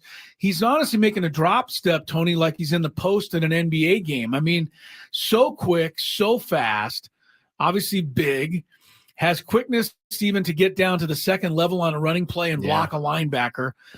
We don't appreciate you guys in the trenches enough, but I'm glad they showed this Deion Dawkins clip, because it really made me realize how many different things you guys can do at that, especially left tackle position. Man, we some of the most athletic people that you don't know about. That's right. You got to be smooth out there, and that's the thing I like about him. When he's pass blocking, if you pay attention to his feet never stop. It's almost like dancing. Like my coach would say, you got to keep on dancing, And when tackles get in trouble is when they stop on their punch. When you get ready for that contact, you have a tendency to stop your feet and then kind of lunge at a guy. You just see him keep his balance and move his feet. It's been 2 weeks in a row where the Sunday night game has highlighted an offensive lineman. It was Trent Williams the week before, and I was marveling because they showed him kind of getting ready for the game, and he was solo by themselves. He had his headset on, and he was just kind of going through the different drops. And at one time, he simulated a drop back in which he got to the outside guy, helped on the inside guy, got back to the outside guy. I didn't even know that was even possible in the course of a real play. Yeah, man, you have to. You got to be ready for those stunts. A ET, a TE, where the defensive end's coming first, and you got to protect the guard, but then you still got to drop back for that defensive tackle that's looping back around. So 90% of offensive line is confidence. It's all in your head, and you can tell when a guy has that confidence and he just knows he could block somebody, he's pretty much unburied, like you said. You're not getting around it. Right. Yeah. I mean, it's incredible that he can do what he can do. Marcus McNeill is with us. Last thing for me, Marcus, Chiefs-Dolphins game. I don't know if you got up early enough Sunday morning, but once again, the Miami Dolphin offense, which seems so unstoppable, looked very stoppable. And you played offense. I mean, when you struggle against good teams, what does Miami have to do to get this figured out? And what are these guys saying to each other And where's that confidence level of that team? I mean, Miami has a good record. They have a good offense, but if you pay attention to some of the people they beat, they're not beating the creme de la creme. So I'm not really sold on Miami being such a great team, but I happened to catch the game because I think everybody woke up early because of daylight savings time. What is going on? It's so bright outside right now. Touche. Last one for me, Marcus. The Browns. They are, I think, trending in the right direction. I know Deshaun Watson hasn't played good football at the quarterback position, but he played all right this last week. Their defense is phenomenal. They've got probably one of the toughest defenses in the league. Is this team, assuming Deshaun Watson can get somewhere in the realm of what they expected, is this a dangerous team to have to deal with? Yeah, the Browns are tough. Myles Garrett, anybody who has a defensive end that can 360 windmill dunk and jump over an offensive line in a single bound, you got problems. But you're right. It's going to depend on Deshaun Watson showing us the Deshaun Watson that we saw in Houston when he's making great throws. He has some great receivers out there. Yeah. He has two great backs in Ford and Hunt. So if he can just come and be accurate, and actually make plays for them, their defense is tough enough that they can actually make the playoffs and make some noise. Speaking of Houston quarterbacks, their quarterback, CJ Stroud, looking like a tremendous rookie. We all called it, at least on this show, that he was going to be better than Bryce Young. All of the experts said Bryce Young was going to be better. What did you think, and what do you think now about those two young quarterbacks? To be honest, I was a little STC biased, so I took Bryce Young. You took Bryce Young, okay. I took Bryce Young, but man, this kid is showing out, and I just love to see him ball out like that. I love to see DeMeco Ryans get his shot as a head coach, and now the team actually show up for them. So I'm excited to see this kid. He's going to have a bright future in the NFL. I mean, DeMeco Ryans has a bright future, seems like, as a head coach. He's already got that Houston Texan team further along than I think anybody thought they would be at this point. Marcus, appreciate you coming in the studio, man. We got to do this more often. We because you're so used to having you on the phone. I think it's a better vibe when you're in here. Hey, man, it's all good, man. You guys actually look better, in person than on the screen. Than what you sound like on the phone. That's a compliment. You know what I'm saying? You have Tony's voice, which is very loved around San Diego. Then you have Chris. He's like, "Hey, Marcus, what's up?" There's another one of the Chris Ello impressions from Matt Skraby. I want to ask Marcus something real quick. Why did the 49ers make Brock Purdy the guy when he's actually not the guy? Oh, I know you're hurting. I know you're hurting, Liz. I know you're hurting. Hey, Purdy, dirty Purdy, man. I mean, the dirty Purdy, man. He looks so good and clean when he had all those talented weapons around him. Yeah. Now he's just another guy. Average Joe. I've been saying that, like, I want Brock Purdy to be good. I do. I hope It makes my team more fun to watch. If I was you, I'd be hoping for the same thing, considering you've given up all your other quarterbacks that you had behind him. That was Kyle Shanahan giving up on those quarterbacks because I guess he made the right choice on Jimmy G. Jimmy G is not playing too well right now. Hey, how would it be to play for the Raiders throughout all this craziness? Like, oh man, like that's another team. Like, guys, I mean, you guys just beat the Giants. You're lighting up cigars in the locker room. Like, it's the Giants. No, but that's the Raiders for you, though. That's the Raiders for you. Do you know Antonio Pierce, or have you played against him? I played against Antonio Pierce. He's a great guy. So I like to see guys, get a shot to step up to that head coach's role and show out. But, I mean, it's still the Giants, man. Come on. Spoken like a true Charger right there. It's not giving the Raiders no room to have any celebration. No celebration, but there was plenty of celebration for Marcus when he was at Auburn.